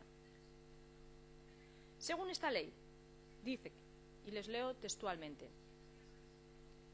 los extranjeros que sean detectados en la zona fronteriza de la demarcación territorial de Ceuta o Melilla, mientras intentan superar los elementos de contención fronterizos para cruzar irregularmente la frontera, podrán ser rechazados a fin de impedir su entrada ilegal en España. De este modo, los agentes de la Guardia Civil Española, que llevaban más de 10 años devolviendo a Marruecos a los inmigrantes que estaban encaramados en las vallas, dejaban de violar al menos la legislación y la normativa española. Hasta la aprobación de la ley, el Estado estaba obligado a proporcionar a los inmigrantes asesoría jurídica, estaba obligado a averiguar su procedencia y estaba obligado a facilitar el procedimiento de solicitar asilo en España. Por supuesto, asociaciones y juristas niegan la legalidad de esta disposición, pero tras la norma, la devolución en caliente pasaba a denominarse rechazo en frontera. Desde la CEA recordamos que en la normativa internacional destaca el principio de no devolución. Una vez más, tras el intento de asalto del día 1 de enero, el Consejo General de la Abogacía Española condenó de nuevo las devoluciones en caliente que se efectuaron en Ceuta y pidió el cese inmediato de estas prácticas. Así pues, la Abogacía Española quiere recalcar que nuestro ordenamiento jurídico, el ordenamiento jurídico español, prohíbe las devoluciones sin realizar un procedimiento individualizado que garantice, entre otros derechos, el derecho a asistencia letrada. Sin embargo, y a pesar de la gravedad de los hechos, hace unos días, el Ministerio de Interior de España declaró que no hay expulsiones ilegales en España y que cualquier expulsión se hace cumpliendo todos los requisitos legales. Pero todos fuimos testigos, todos, de que el día de Año Nuevo al menos 70 personas que estaban encaramadas en la segunda valla y por lo tanto estaban en territorio español fueron expulsadas sin ningún trámite a Marruecos. Ninguna de ellas pudo solicitar asilo. Este 2016 ha habido centenares de expulsiones de este tipo. Por tanto, y desgraciadamente, podemos decir que España, junto con Turquía, Hungría y Bulgaria, es uno de los países europeos que están expulsando así ilegalmente a personas, lo cual personalmente me parece intolerable. Me resulta inexplicable que pese a las reiteradas advertencias del Consejo de Europa durante todo el año, a lo largo del 2016, en relación con este tipo de prácticas, se siguen cometiendo las irregularidades ya denunciadas. Señoras y señores, empezamos el 2017 con un enorme reto, el reto de frenar esta sobrereacción racista y antimigratoria que se ha incrementado en los últimos meses. Nosotros desde la CEAR proponemos iniciar un nuevo debate sobre el tema, un debate renovado. Pero ¿cómo puede cambiar el debate? ¿Cuáles deberían de ser nuestras prioridades, no solo como ciudadanos, sino como responsables políticos y académicos en todo el mundo?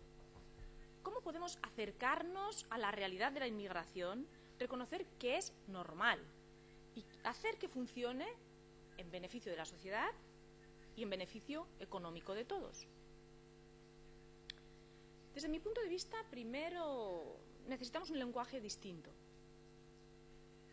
Los datos y los expertos seguirán siendo importantes, pero los valores, la cultura y las experiencias personales influyen de forma masiva en la opinión pública, y esto lo hemos visto. En segundo lugar, necesitamos hablar de puestos de trabajo. Es evidente que la inmigración trae oportunidades sociales y económicos a muchos, pero dentro de Europa las oportunidades económicas y las necesidades de Alemania, de España y de Grecia varían ampliamente y afectan en gran medida a la integración. En 2017 deberíamos de evitar seguir gastando tiempo y dinero en medidas que no funcionan. Y, por supuesto, a lo largo del planeta existen buenas prácticas que podríamos copiar y podríamos implementar en cada uno de nuestros países. Además, es necesario que comprendamos que las etiquetas de refugiado o inmigrante económico son inútiles y no ayudan a reconocer la realidad. El hecho de que la gente se desplaza y se va a seguir desplazando por diversas razones.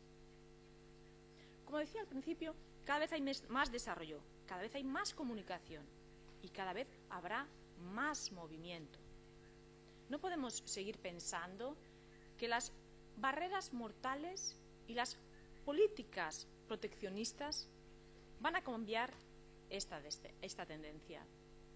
Solo harán que nuestra sociedad se deshumanice un poco más. Sí, es cierto que vivimos tiempos difíciles. Reconozcamos este 2017 que los desplazamientos humanos son algo normal y no se pueden parar, pero sí son situaciones que se pueden y se deben manejar adecuadamente. Muchas gracias por su atención.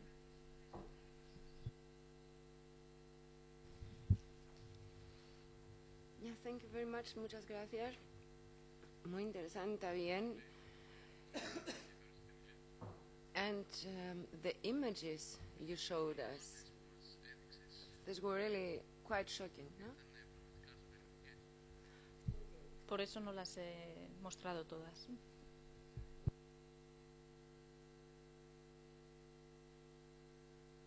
Als nächste dann würde ich Frau Eva Baumgartner bitten, das Wort zu ergreifen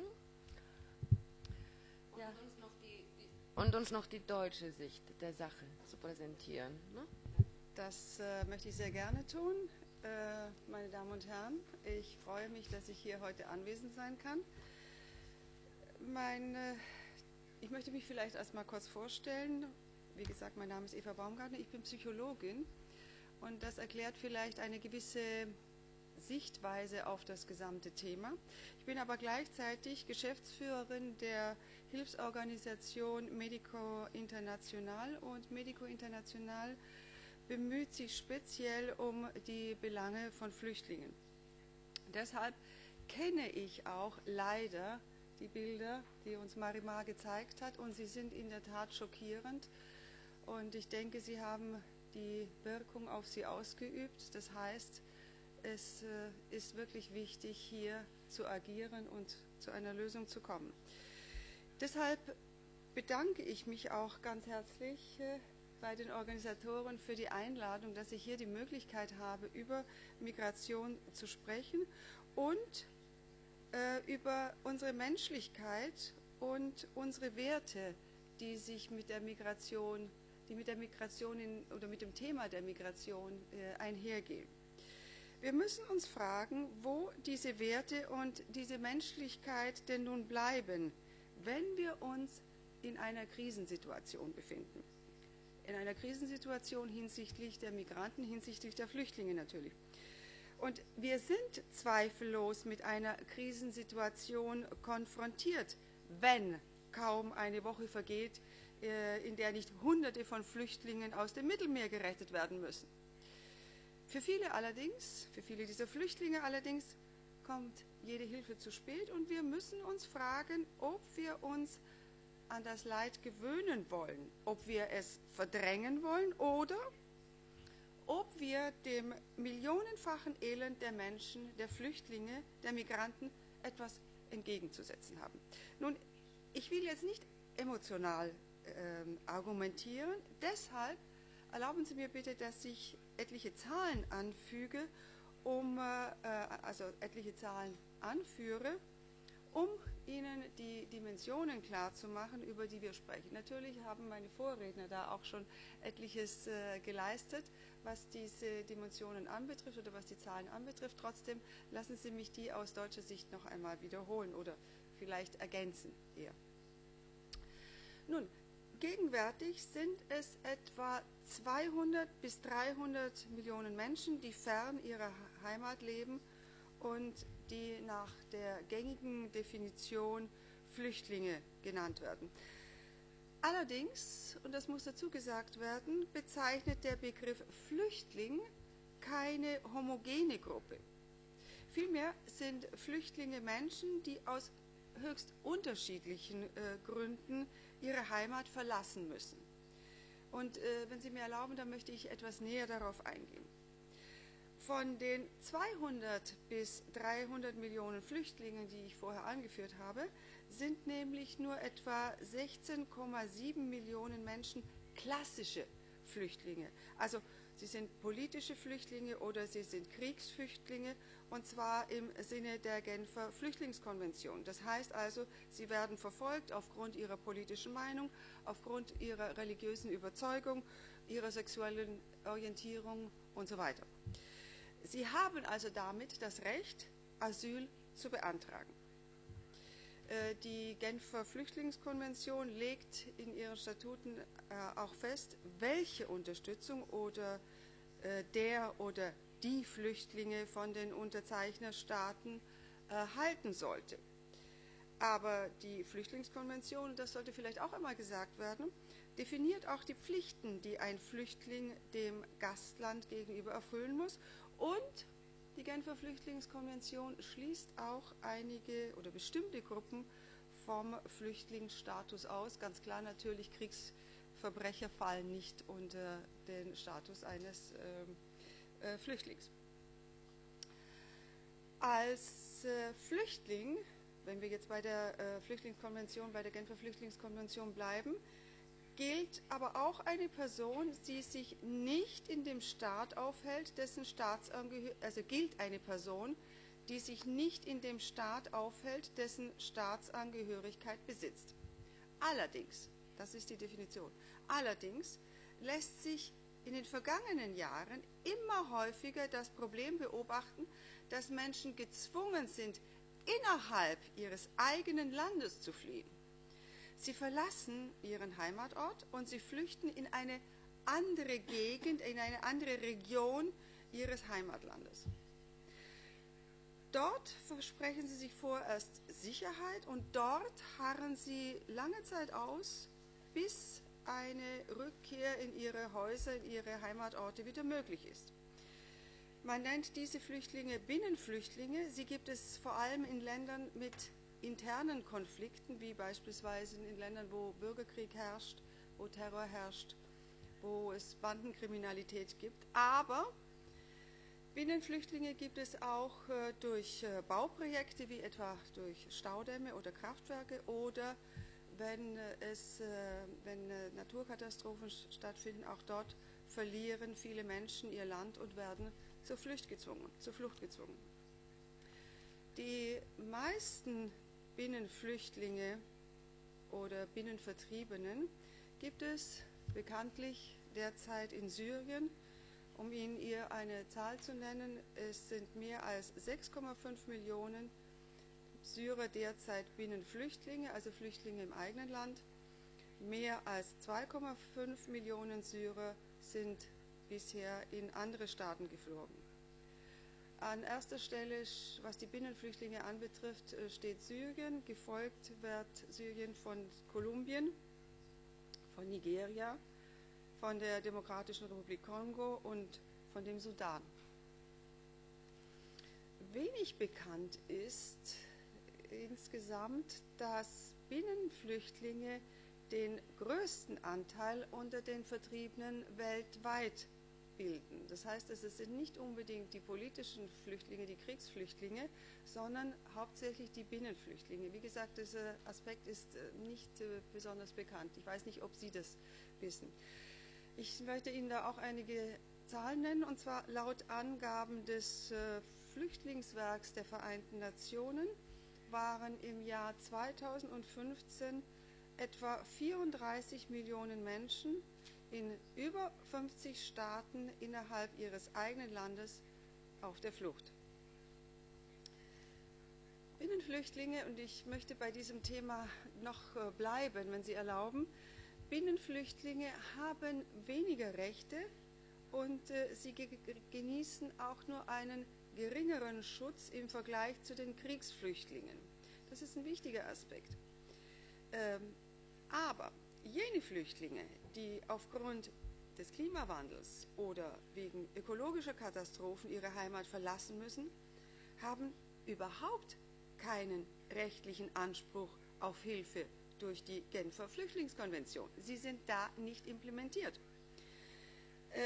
Dabei, und das gilt es zu berücksichtigen, meine Damen und Herren, dabei wird es in den nächsten Jahren voraussichtlich noch sehr viel mehr ökologische Katastrophen geben, also noch sehr viel mehr Dürrekatastrophen oder Überschwemmungen.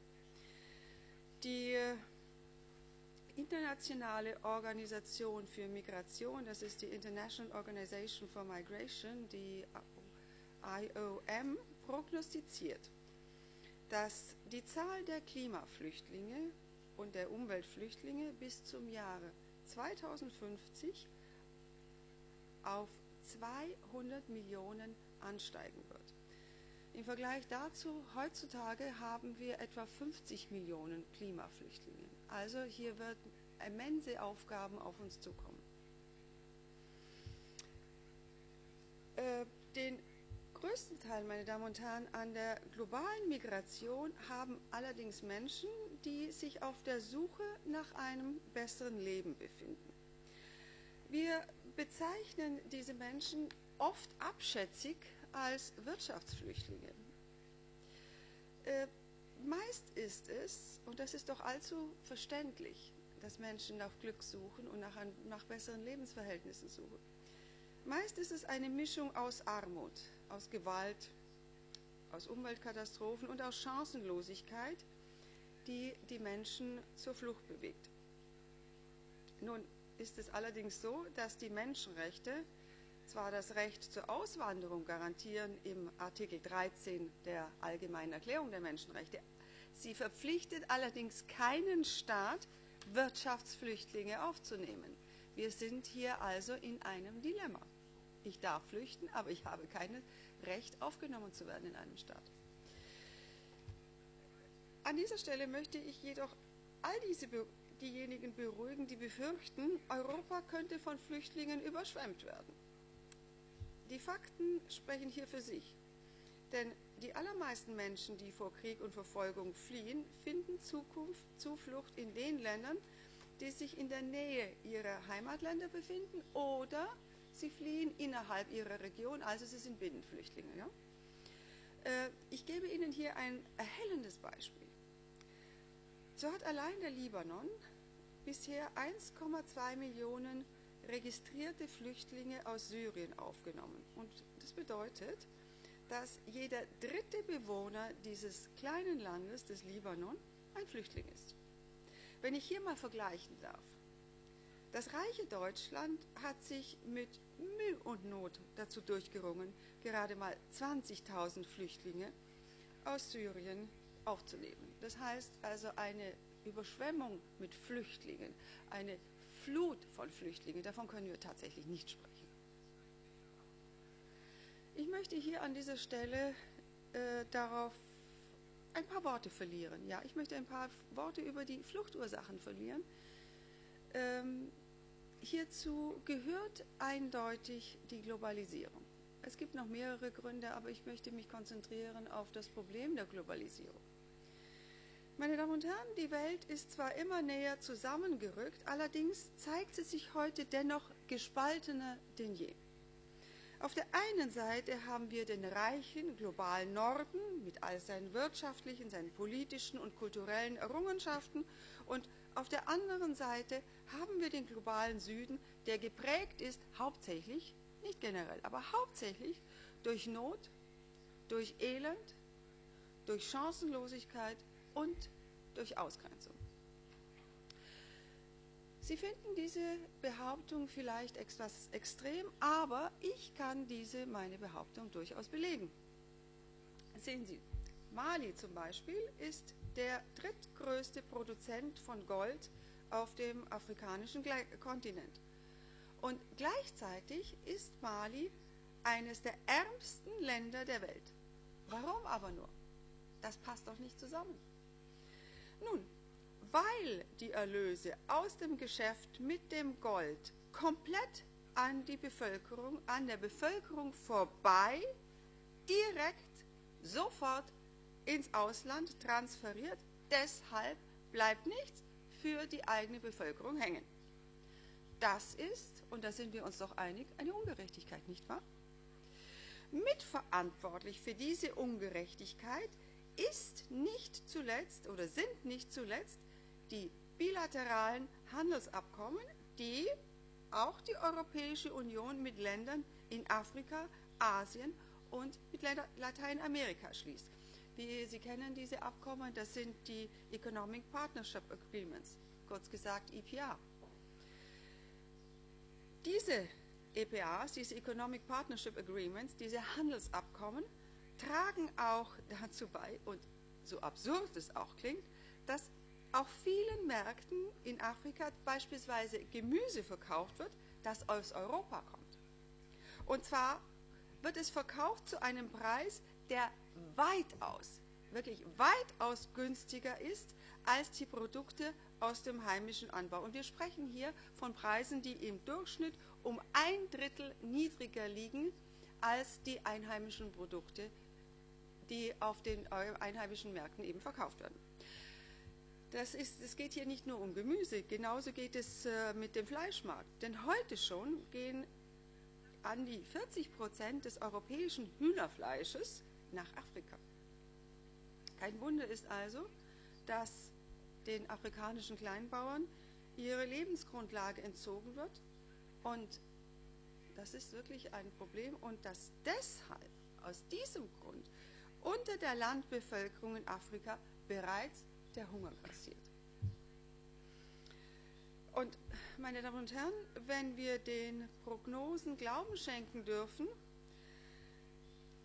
wenn wir den Prognosen Glauben schenken müssen, dann werden in den kommenden 10 Jahren aus diesen Gründen, die ich genannt habe, weitere 135 Millionen Menschen auf der Flucht sein.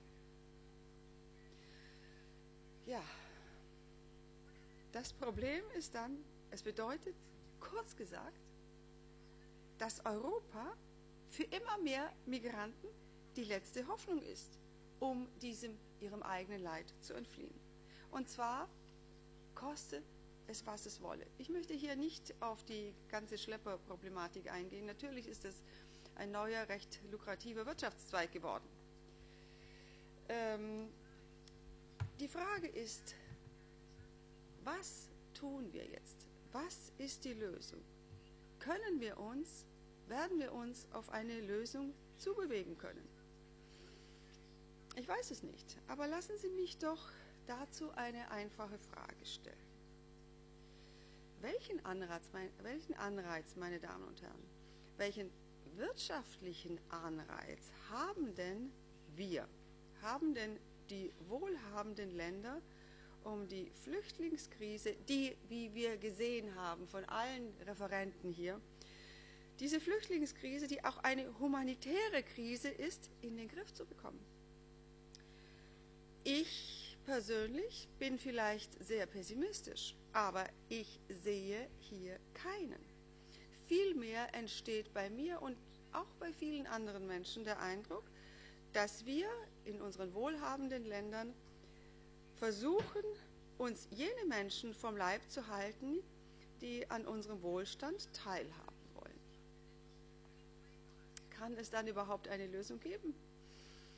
Meine Damen und Herren, ich weiß es wie gesagt nicht und ich muss so langsam zum Schluss kommen.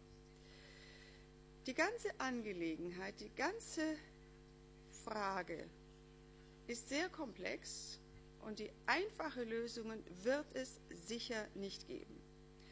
Wenn wir von gutem Willen ausgehen und letztendlich bin auch ich ein positiver Mensch und ich bin positiv eingestellt und ich habe Hoffnung für unsere Zukunft.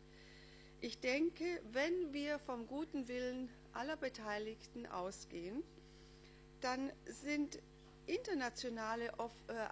sind internationale Abkommen sicher eine gute Lösung. Sie sind überfällig, und zwar denke ich an Abkommen, die regeln, wie Klimaflüchtlinge, wie Umweltflüchtlinge besser geschützt werden können und wie auch Binnenflüchtlinge mehr Rechte und Unterstützung erhalten können und wie man mit Wirtschaftsflüchtlingen umgehen soll.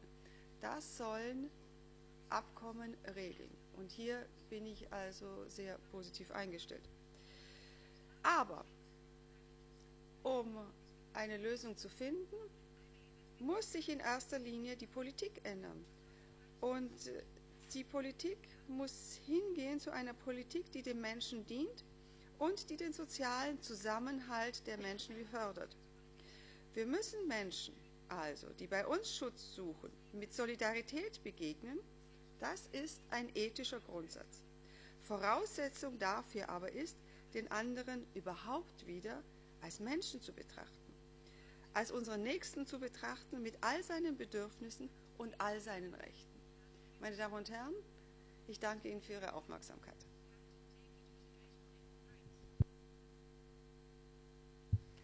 Sehr schön, Eva, vielen Dank.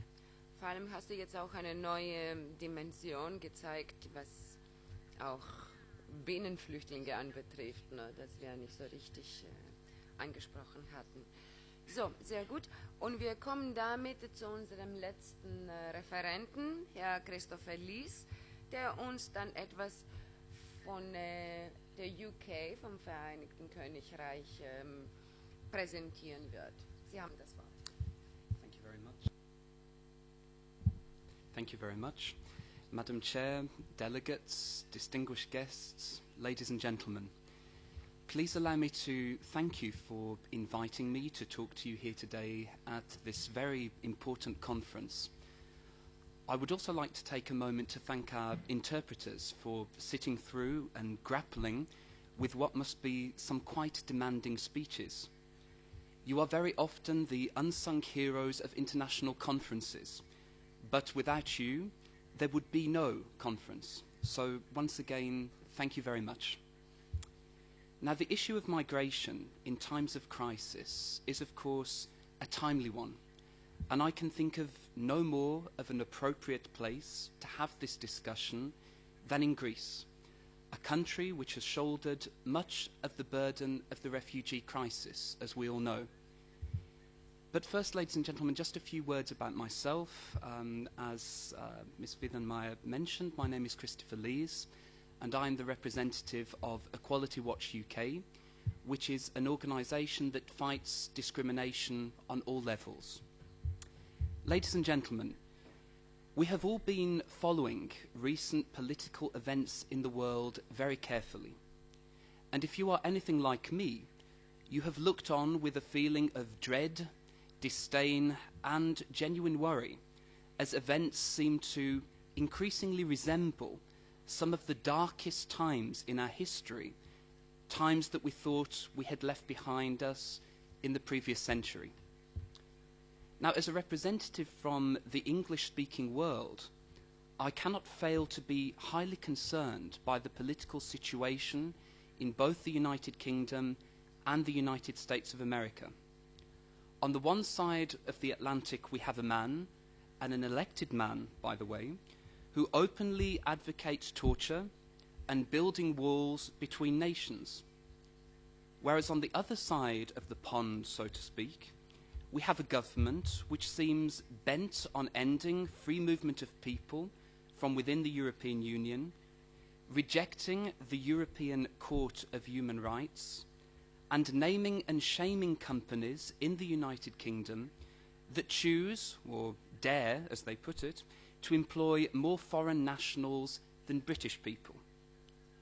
You might say that both examples are the manifestation of a wider tide of populism, populism that we are observing across the Western world. You would, of course, be right to a certain extent. However, they do have one thing in common.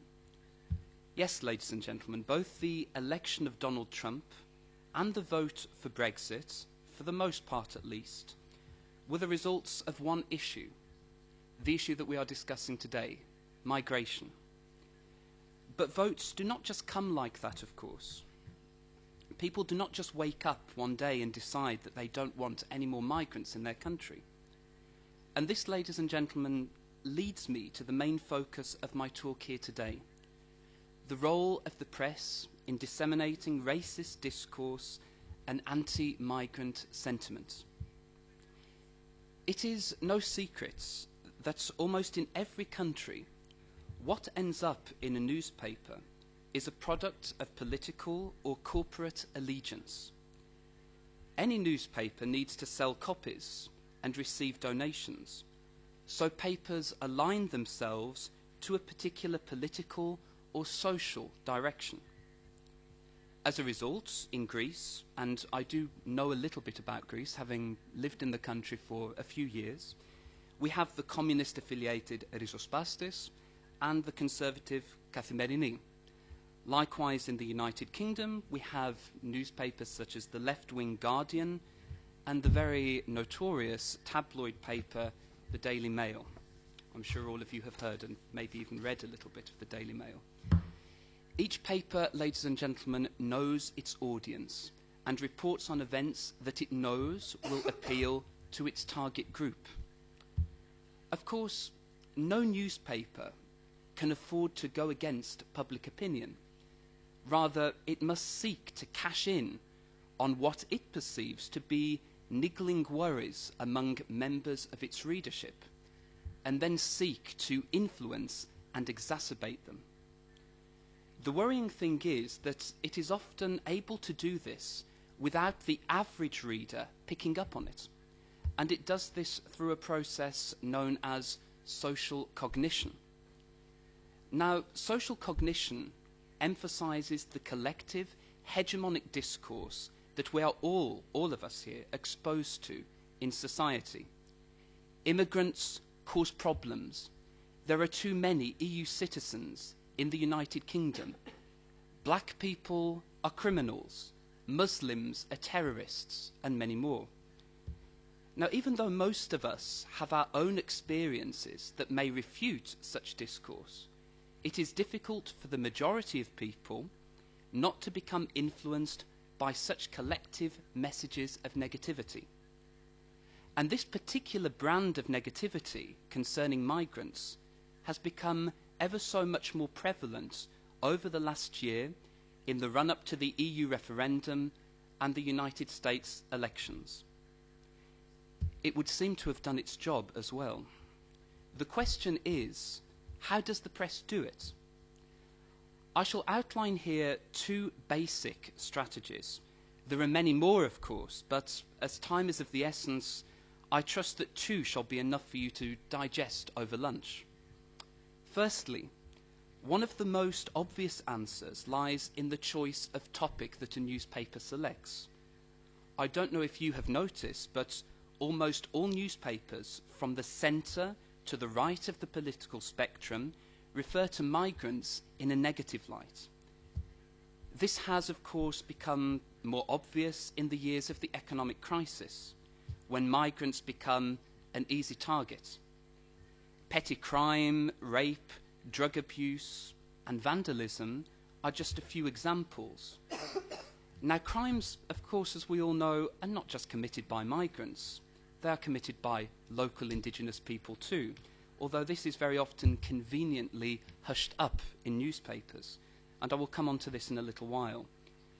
For instance, in Greece, you very often read about how a Greek doctor or researcher abroad has done very well for themselves, and how this has made Greeks back home very proud and patriotic. But ask yourselves, ladies and gentlemen, how often do you read in a Greek newspaper about the good work that migrants do in Greece? In the past, even pupils in schools, ladies and gentlemen, with grades good enough to bear the Greek flag in commemorative processions, were reported as being a threat to the very cohesion of Greek society. Yes, there was even a word for it, semeiologia. You might have heard of it. Likewise, in the United Kingdom, doctors and teachers from the rest of the European Union are now reported to be taking jobs that so-called homegrown people could do. Topics such as this, ladies and gentlemen, create a sort of social dichotomy, a proverbial wall between us and them, which then permeates our own everyday talk, and this is where the problem really is. Have you noticed, ladies and gentlemen, how Greek reporters and even officials in Greece refer to the country's creditors as xeni? Πώς θα δικαιολογήσουμε αυτά τα μέτρα στους ξένους, for example. And how Greek students are referred to as ειδικοί μας, whereas others are referred simply to as allodapin. And yes, ladies and gentlemen, people are really influenced by such discourse. In fact, they distribute it themselves in society. I can, to use a personal example, remember very vividly when I lived in Athens, and while having a conversation with my neighbour, she suddenly told me, the problem in Greece, Christopher, is that we have too many foreigners, and our economy simply cannot support them. I resisted telling her that it is my and other foreigners' contributions that help pay for her pension, but her message was clear, and it is one that can be seen splashed across the cover of many newspapers that we all read. Secondly, the press is able to disseminate racist discourse through a strategy known as over-lexicalization. In lay terms, over-lexicalization basically means calling a foreigner at every negative opportunity. Take the example of an article published the other day in the Daily Mail. The title was, 70% of newborns in London have at least one foreign parent. What kind of a title is this? I think such a title, though, proves the point that I tried to make earlier about social dichotomy and proverbial walls being erected in order to divide us in our own communities. The article itself then goes on to make frequent references to Eastern Europeans and EU migrants being employed in jobs that could be done by British people. Ladies and gentlemen, ask yourselves, do we really need to know that someone is from Eastern Europe or an EU migrant as opposed to any other migrant? Well, if you write for a newspaper whose readers are almost entirely supporters of Brexit, I shall let you answer that question yourself. And just for the record, ladies and gentlemen, Greece doesn't get off scot-free either. I'm sure all of you are well acquainted with the use of the term o alvanos listis, or idrastas itan allodapi, in many a newspaper. In fact, readers are so used to associating crime with migrants that when a crime is committed by an indigenous local person, which, as I mentioned before, is usually hushed up in the press, the average reader's reaction is very simple: bloody foreigners. Ladies and gentlemen, to conclude, newspapers can be devious things. They are tools that facilitate racist, anti-migrant sentiment, and they build on and recycle the negativity that already forms a major part of our everyday discourse. As such, a newspaper's content can never be viewed as neutral or objective. Rather, it must be viewed with a cynical eye and, perhaps even more importantly, a critical mind. It is up to all of us here, ladies and gentlemen, to use our intellect to challenge what is written in the press or any other medium that seeks to take advantage of a hostile political and economic climate to use migrants as scapegoats for the ills in society. And I trust, on a personal note, that all of you here today, bright, well-rounded people with a good, solid education, will do just that. Thank you, ladies and gentlemen.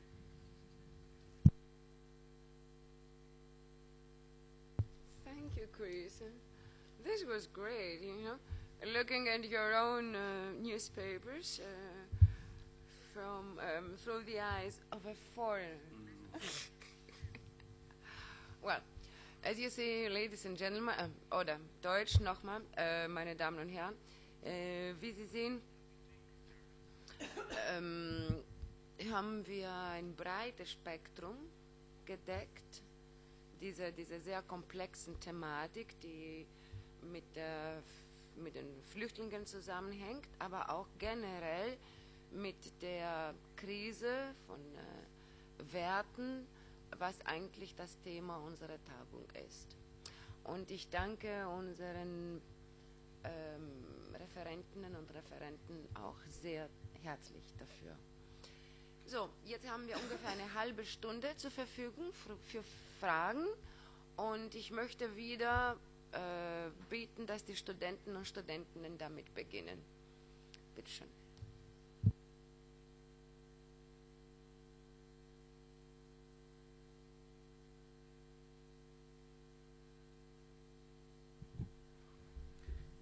Θα ήθελα να ρωτήσω την κυρία...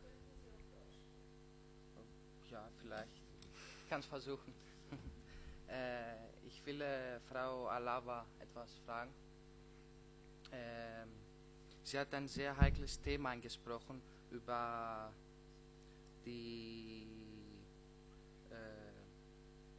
über Walls. Es ist ein Thema, das wir heutzutage sehr oft hören, auch mit Donald Trump oder in Ungarn, in Greece war dasselbe in Griechenland mit Samaras. Ich wollte fragen, in erster Ebene, ob Sie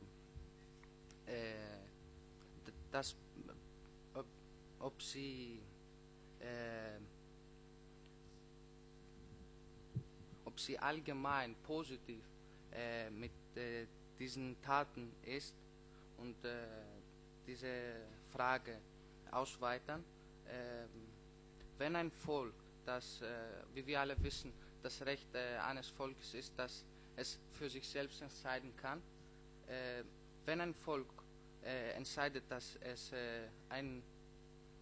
keine Migranten will oder keine haben will, also das kann ein Recht sein, ob es negativ ist oder positiv oder ethisch korrekt oder nicht.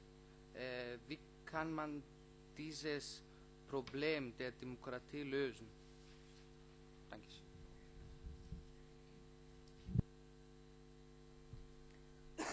Muchas gracias por la pregunta. Estoy escuchando yo, perdona. Quería preguntar, en concreto me está preguntando si estoy conforme con la existencia de las vallas en la región de Ceuta y Melilla, en España, ¿esto es? Y si lo considero como un derecho propio de los españoles como protección frente a la inmigración que viene del norte de África, ¿no?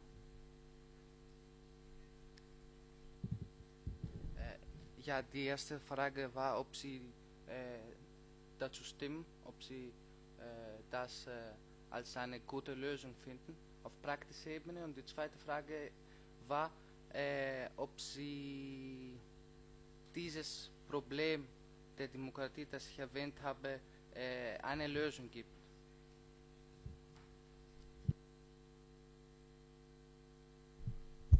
Vale, muchas gracias. Por supuesto que no estoy de acuerdo desde ninguna perspectiva. Personalmente me da mucha vergüenza, muchísima vergüenza, el que existan estas vallas desde hace tantísimos años en España, y no solamente que existan, sino que cada año se están reforzando. Han sido construidas, estaba buscando ahora datos, la valla de Ceuta fue construida desde 1998 por España, Marruecos y subvencionada por la Unión Europea. A partir del 98 se va arreglando, se va reconstruyendo, digamos, en 2005, 2006, 2013, o sea, se va reforzando cada vez más. La valla de Ceuta, en la valla de Ceuta tengo incluso números que para mí son desorbitantes, quiero decir, se construyó en el 95 y las últimas inversiones que se hicieron en el 1999 fue por iniciativa española con la ayuda de la Unión Europea, y ha habido una inversión de 30 millones de euros para poner alambre cortante. Entonces, por supuesto que no estoy de acuerdo. Es una vergüenza para mi país, y la mayor vergüenza, además, es que es algo tan normal y es una política tan recurrente, la de las devoluciones en caliente, que si estás en España y ves la televisión, lo consideras normal. O sea, no es algo que te asusta, o sea, yo cuando vi las imágenes estas Navidades en España estaba en un estado de shock. Mi familia no estaba en estado de shock porque es algo que están acostumbrados a ver. Entonces, considero que las sociedades democráticas, en sociedades pensantes, en el mundo desarrollado y en el 2017 en el que nos encontramos, deberíamos de saber encontrar soluciones de otro tipo. Y es vergonzoso que estas 70 personas, porque 70 de ellos eran 1.100, 500 no llegaron ni a la valla, 600 fueron retenidos, pero 70 subieron a la segunda valla, estaban en territorio español. Y hemos visto la actuación de la Guardia Civil Española. Si quieren ver el vídeo, se lo puedo pasar. Es vergonzosa, se pueden imaginar lo que ocurrió. Y como ya no podían hacerles bajar de la valla, fueron a por una grúa. Y los bajaron con una grúa. Y los bajaron a territorio español. Porque no entraron ellos con la grúa y entraron en la zona neutra. No, los bajaron a territorio español y los llevaron a rastras otra vez a Marruecos. Entonces espero, no sé, desgraciadamente yo no tengo la solución, pero creo que las nuevas generaciones, las personas que estamos aquí presentes, todos tenemos la responsabilidad de que la situación cambie, empezando por la educación que voy a dar yo a mi hijo, hasta pues lo que decía Chris, el preguntarnos, cuando hay este tipo de títulos en los periódicos, ¿qué es esto? O sea, creo que podemos hacer algo, pero es algo que está en la mano de todos nosotros, porque nosotros formamos las sociedades democráticas.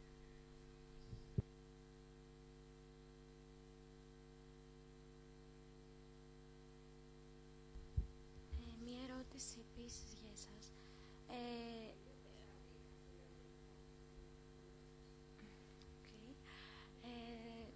Sie haben gesagt, dass Tabellen wie zum Beispiel Migrant oder Flüchtlings wegen Krieg, das ist nicht gut zu benutzen. Aber vielleicht macht man das, weil eine Priorität gibt. So ein Mann, der wegen Krieg einwandert, hatte eine große Priorität als ein Wirtschaftsmigrant. Ist das so, oder? Es una pregunta muy complicada la que me hace, para mí personalmente, porque habiendo tenido la experiencia de lo que significó la llegada a Grecia de tantísimos refugiados e inmigrantes económicos que procedían, cuando vinieron a Idomeni, encontré en Idomeni, yo estuve en Idomeni y encontré a gente de Marruecos, pero había gente de Somalia, había gente de Irán, había gente de Afganistán, no todos eran sirios. Entonces, las situaciones en las que se encontraban las madres con los niños, las mujeres que habían dado a luz en el camino, los bebés que para mí eran todos lo mismo.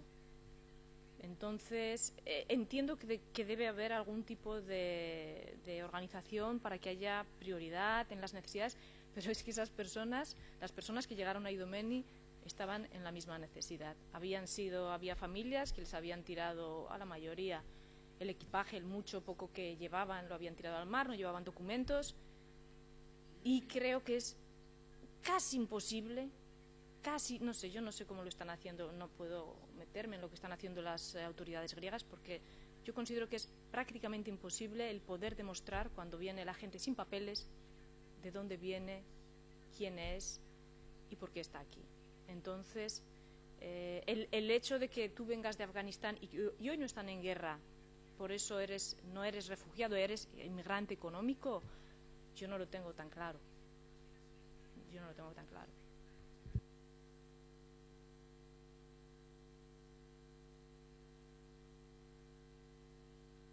Une question en français, ce sera une question en français. Je me demande, en Espagne, les réfugiés, je me demande en Espagne, c'est bon? Je me demande en Espagne, les réfugiés passent seulement en Espagne par la voie de ces murs barbelés ou ils passent aussi en Espagne par la voie maritime, comme en Grèce avec les bateaux, etc. Ils essaient juste de passer par ces murs barbelés en territoire espagnol.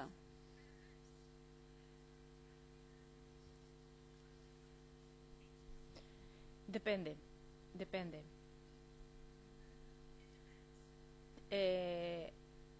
Lo cierto es que hasta el refuerzo, no la construcción, porque la construcción, como he dicho, de las vallas es de 1990 y tantos, pero el refuerzo que se hizo a las vallas, el importante fue en 2014. Entonces, hasta el 2014 pasaban tanto ¿cómo le llamamos nosotros? En pateras, que son barcas, ¿vale? Como por la valla, porque las vallas tenían acceso, era posible pasar. Ahora, en aquellos años hubo, no recuerdo exactamente qué leyes hubo, pero hubo un convenio, hubo una serie de acuerdos entre España y Marruecos para dar ayuda económica a Marruecos de forma que fuesen, y a países subsaharianos, de forma que fuesen muchísimo menos las personas que necesitaran venir. Esto se hace a través de programas económicos para reforzar el país, ¿vale? Pero también hubo muchísima patrulla en barcos de la zona.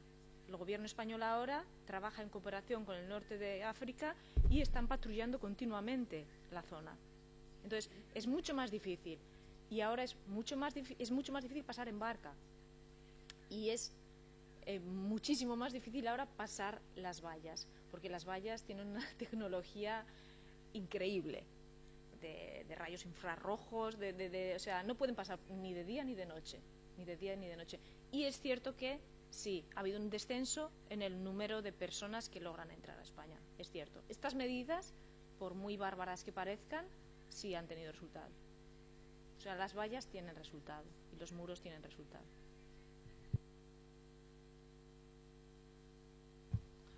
Juste, oui. Alors, c'est-à-dire, il n'y a pas alors des réfugiés qui essayent de passer et qui arrivent.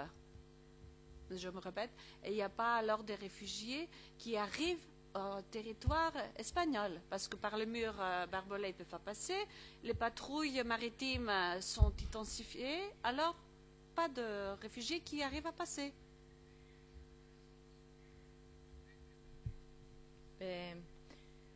Llegan, sí que llegan, pero tiene que ver dónde la patrulla los detecta. Dependiendo de dónde son detectados, si se considera que están en territorio español o no. Entonces, exactamente, cuando están en el mar, no sé cuáles son las medidas de cuándo consideran que están en territorio español o no y qué es lo que ocurre si los encuentran. En principio deben de salvarlos, en principio no deben deportarlos, deben de traerlos a territorio español. Pero no estoy segura de que ocurra siempre, porque también ha habido un caso terrible en el que la Guardia Civil Española, y no hace muchos años, disparó con pelotas, con armas que eran pelotas de goma, disparó a los refugiados que venían en una patera. Se estaban acercando mucho a la orilla y disparó. Y murieron, hubo muertos. Entonces, esto es un caso que está en los juzgados todavía, por eso no estoy segura de qué es lo que ocurre cuando estamos hablando de ultramar. Pero llegan, siguen llegando pateras, pero ya no es algo que ocurre día a día. Hace unos años, hace 5 o 6 años, en cada telediario de la televisión española, oías, hoy han muerto tantos, hoy ha llegado una patera a tal sitio. Era algo que ocurría diariamente. Ahora no.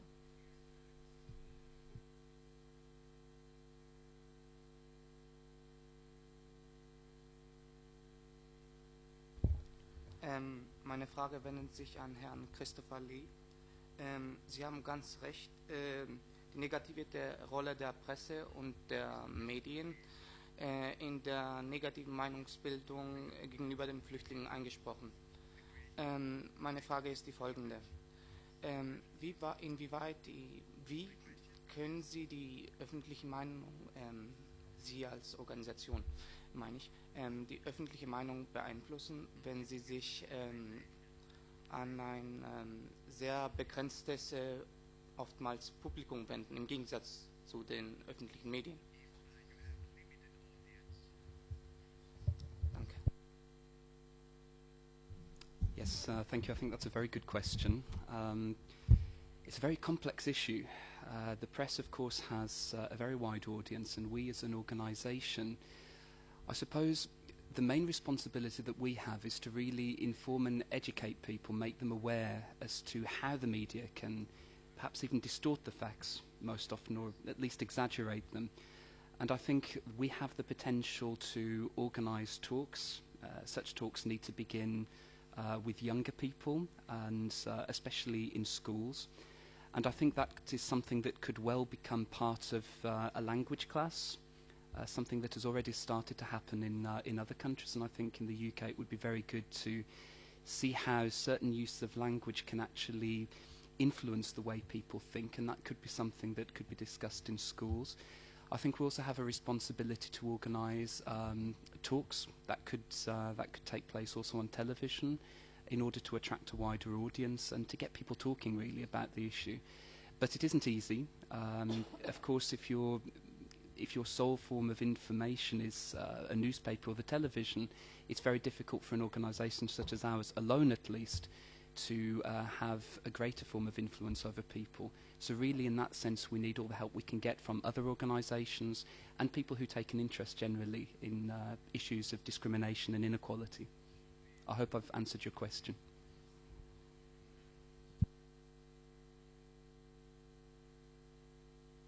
Dürfte ich mich ganz kurz hier anschließen und eine ergänzende Frage sozusagen dazu stellen, nämlich und ich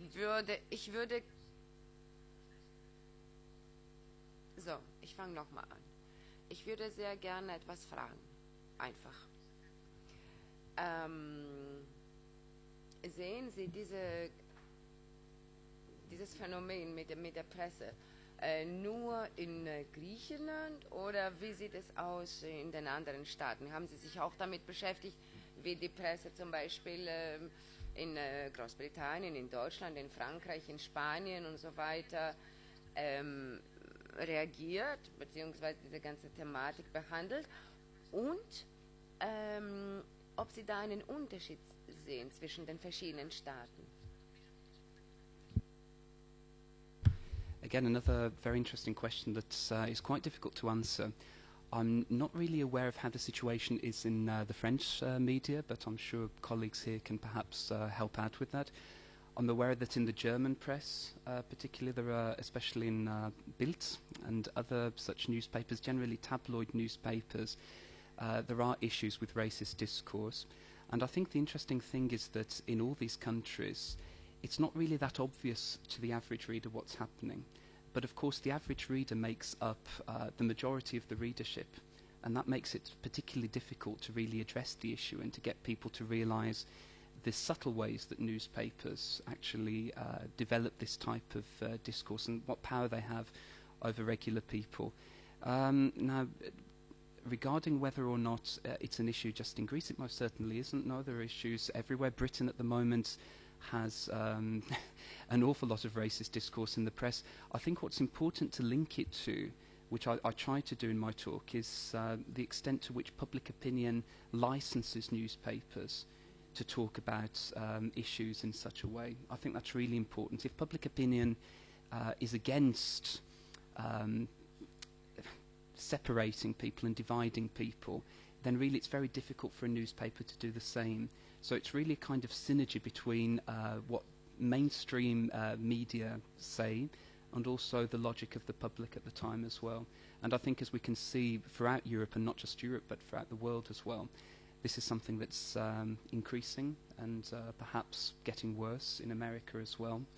So only time will tell what will become of these political movements and also social movements, but we do have, at least in our organisation, a very important part to play in making people aware of the fact that this phenomenon is everywhere, not just in one particular country.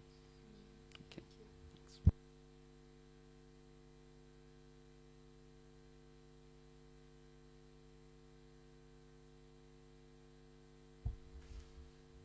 Me gustaría intervenir un poco en este punto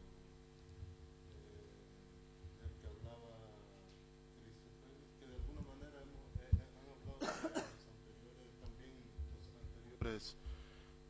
Me gustaría intervenir un poco sobre este punto del racismo, que es uno de los problemas fundamentales que tiene que ver justamente con la migración. A mi juicio, el problema de la migración, el problema migratorio como problema multifactorial tiene 3 puntos que básicamente han sido tocados en las últimas 3 ponencias de una manera mucho más, a mi juicio, explicativa, que es el problema político de la democracia, el problema económico que tiene que ver justamente con que la globalización tiene este carácter económico transnacional, donde países europeos, empresas norteamericanas pueden intervenir en países africanos, y por supuesto eso va a tener un impacto en sus sociedades, con todo lo que lleva de desplazamientos, y tiene también y pasa también por ser un problema cultural que tiene que ver sobre todo cuando los sujetos de estos desplazamientos llegan a las sociedades europeas y a la sociedad norteamericana, a las sociedades del primer mundo, cómo son enfrentados y cómo la maquinaria del Estado y sobre todo la maquinaria de los medios se prepara justamente para explotar este fenómeno, porque justamente es el fenómeno de la migración el que utilizan todos los estados para paralizar y no para problematizar una sociedad. Si un estado y un grupo político quiere paralizar el pensamiento de una sociedad, lo único que tiene que hacer es decir que el problema de la nación es la migración. El problema de la nación, del Estado, el problema de la crisis y el problema de la economía no tienen nada que ver con qué está pasando a nivel de las finanzas internacionales, a nivel de cómo se estructura la globalización, de cómo se estructura, por qué no decirlo, el capitalismo tal y como lo conocemos hoy.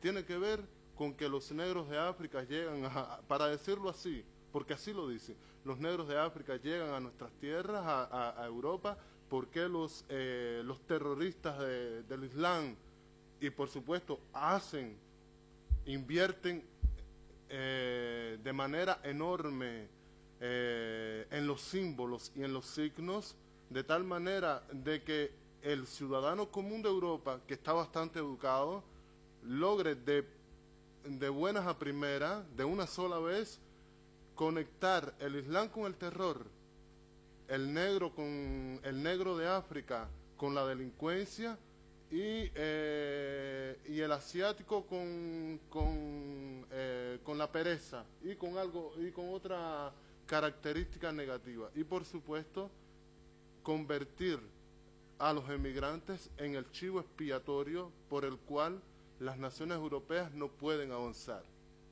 lo cual es una contradicción enorme, porque al mismo tiempo la propia Comunidad Europea dice, el año pasado tenía necesidad de 54 millones de inmigrantes.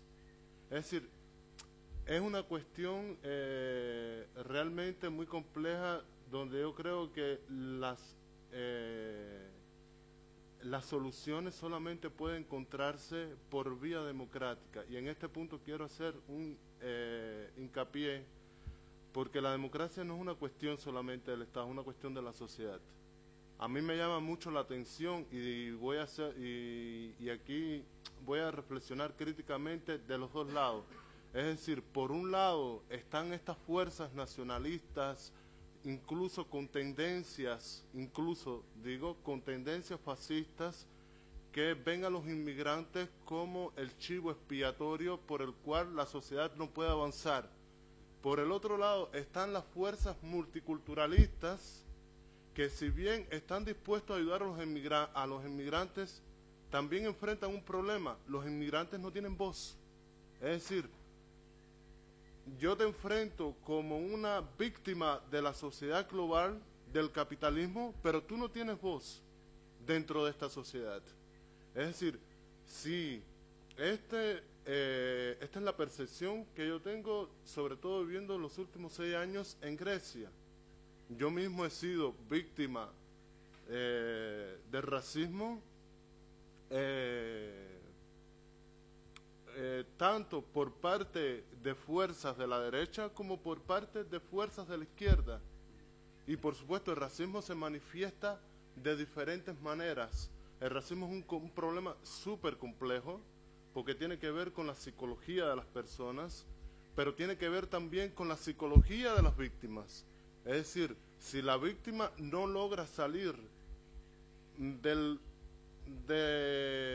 círculo vicioso que crea el racismo, porque justamente el problema es ese, que el racismo es un círculo vicioso donde ninguno de los dos se libera fácilmente. Es decir, los dos sujetos, tanto el sujeto que aplica el racismo como el sujeto que es víctima del racismo, se quedan en un círculo vicioso del cual tienen que salir. No sé si logro explicarme. Es decir, si yo todos estos años me hubiese contentado con ser víctima del racismo, lo cual significa que me paraliza como sujeto político, me paraliza como sujeto económico y me paraliza como sujeto cultural, no tengo la posibilidad, por mucho que haga el sujeto de al frente, es decir, el sujeto europeo, de participar en su propia sociedad. Pero es justamente ese el punto de partida de la solución. El punto de partida de la solución no es si yo voy a venir y voy a quedarme y voy a regresar. El punto está en tanto formo parte de una sociedad a la cual no pertenezco, y en tanto diferencia cultural, la sociedad está dispuesta a admitir mi participación, y al mismo tiempo el sujeto europeo, el ciudadano europeo, está dispuesto a ese diálogo con las poblaciones inmigrantes. En este punto, por supuesto, cuando hablo de sociedad, hablo de sociedad civil, que tiene que ver con todos los medios, tiene que ver con el comportamiento y con la propia proyección de la Iglesia, con la propia proyección de los partidos políticos, tiene que ver también con la propia proyección de las comunidades municipales y otros grupos, por supuesto, que están están próximos a esta problemática y están muy vinculados a esta problemática. ¿Cómo se van a enfrentar y hasta qué punto van a intentar establecer este diálogo que sea justamente, como decía María, fructífero para las dos partes? Para las dos partes.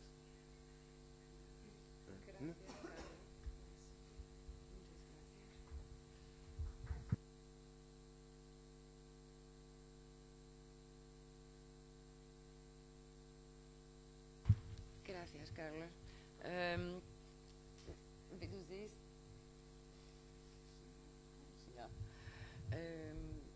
das hat alle auch sehr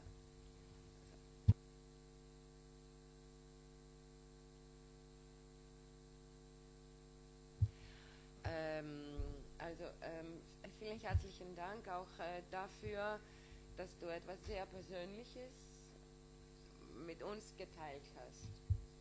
Und das hast du gleichzeitig auch sehr, sehr schön in einen sehr, sehr schönen Rahmen gestellt. Herzlichen Dank. So, weitere Fragen, Kommentare?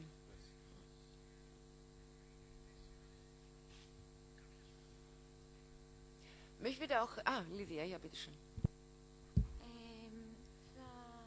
Herr Christopher, Sie Sie haben über UK und Brexit gesprochen.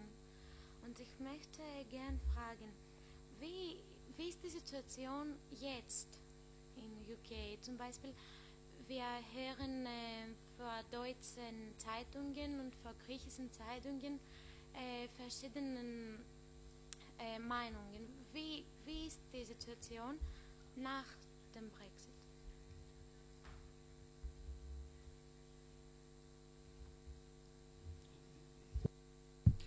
Wow, these are very interesting and very difficult questions. I think you've summed it up basically by saying that there are many different opinions and there isn't any really one answer that I can give you. First of all, it will be interesting to see if Brexit actually does happen. This isn't very clear either. What is the situation in the UK at the moment? Well, the situation really, if I can summarise it, is that it's a very divided country. There's a huge difference between what the majority of people in Scotland, for example, think about the issue, what people in major cities in England think, and what people in the countryside think. What will Britain be like after Brexit? No one really knows, I suppose. But I think, to come back to what Carlos was saying earlier, and I think this is a really important issue, we have a tendency at the moment to focus on one thing regarding immigration and regarding migration in general, and that is the economic factor. And of course it's also a social factor, and we forget this very often. I think one of the driving forces behind Britain's decision to leave the European Union is this fear of migrants and the danger, alleged danger, that they pose to society. What we should really be looking on doing is to try and get people from different backgrounds together, to bring them together, and to actually learn a little bit about each other, learn about different viewpoints, where people come from, what their beliefs are, and we might actually work out and find that as opposed to having a lot of differences, we have a lot of similarities as well. I'm very concerned about the social consequences of this decision. That's really where I place the emphasis. I'm worried about the mentality that people in Britain have adopted. Not all people, but the narrow majority of people. And I think this is something that we really need to focus on more than just the monetary system, which of course, as we can see on a global level, has failed us pretty much. I don't really have a solution to that. I'm not an economist. But I'm extremely worried about the implications that all of this has on the society, not just in Great Britain, but across the Western world at the moment. And I think we really need to give more attention to that.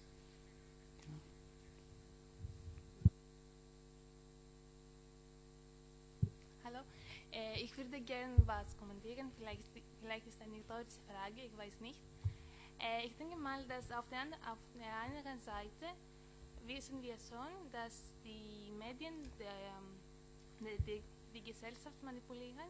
Auf der anderen Seite der Staat baut wie in Spanien Mauern und so. Also was kann man denken? Ist Migration erlaubt, ist etwas verboten? Hat die Medien recht, dass die Migranten nicht in eine neue Stadt erlaubt sind? Oder also ich denke mal, dass vielleicht die Medien haben ein bisschen recht, dass die Migranten schlechte Menschen sind, und also ich denke mal, dass das ist ein komplizierter Gedanke, und ja, das. Ja, vielleicht generell.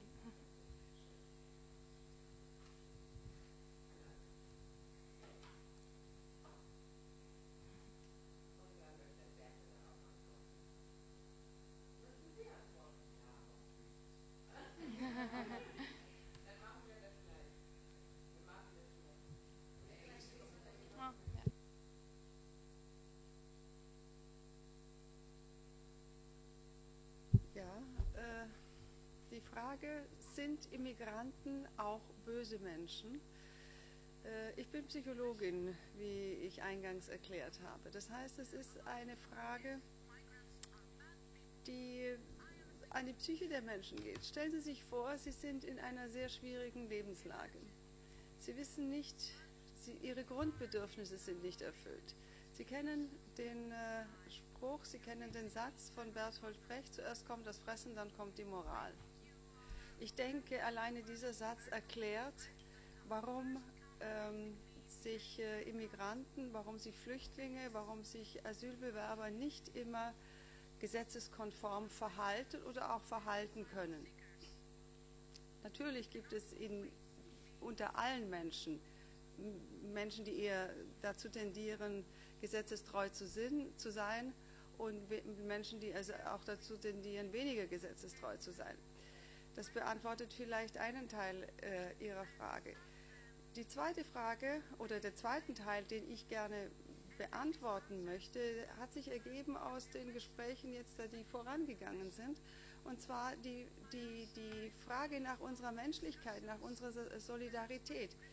Und auch die Frage, ob uns tatsächlich die wirtschaftliche Gier daran hindert, uns unserer Solidarität und unserer Menschlichkeit zu stellen.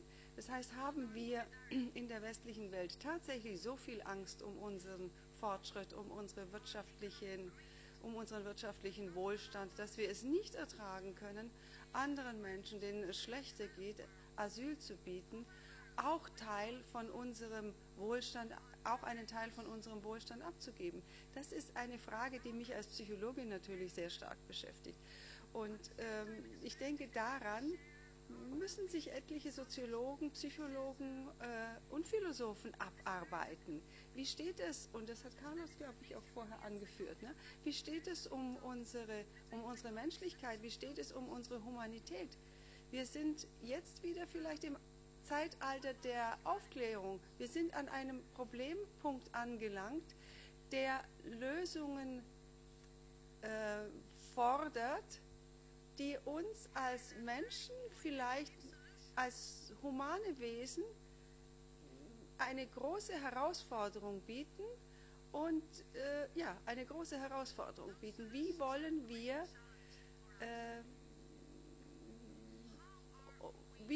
wir menschlich sein, wie wollen wir solidarisch sein und wie wollen wir trotzdem es schaffen, dass wir unseren Wohlstand erhalten.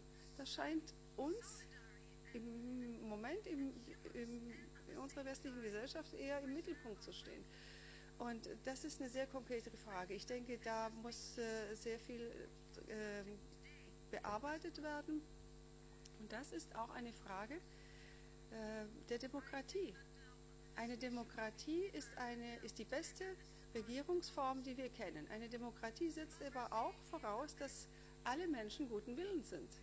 Wenn ein Mensch nicht guten Willens ist, wie in meiner Rede ist es vorgekommen, dass ich der Ansicht bin, dass ganz viele Menschen, Regierungen etc., Institutionen nicht willens sind, nicht guten Willens sind, dann was machen wir? Wie soll unser Leben weitergehen? Wir können uns nicht abschotten. Wir können uns nicht einschließen.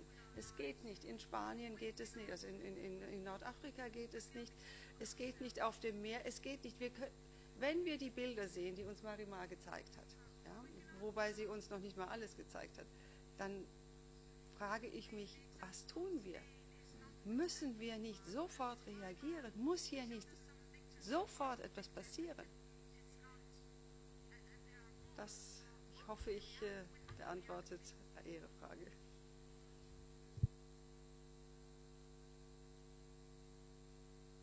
Meine Damen und Herren, ich sehe, dass inzwischen ist es fast 12:30 12:30 Uhr und wir müssen leider diese schöne Tagung hier abschließen. Ich möchte mich ganz herzlich bedanken. Muchas gracias. Mil merci. Thank you, dear. Sie waren wie immer wirklich wunderbar. Wir hatten irgendwie die Chance, tatsächlich all das so zu erleben. Als ob das keine Mock-Konferenz, sondern eine normale Konferenz wäre. Ich möchte Ihnen danken, dass Sie gekommen sind. Ich freue mich besonders, wenn jüngere Studenten und Studentinnen sich für unsere Veranstaltungen im Bereich des Masterstudiums interessieren. Und ich hoffe, wir sehen uns wieder. Und ich möchte mich natürlich bei unseren Dolmetschern und Dolmetscherinnen bedanken, die schon seit 3,5 Stunden arbeiten und die Kommunikation für uns alle ermöglichen. Herzlichen Dank.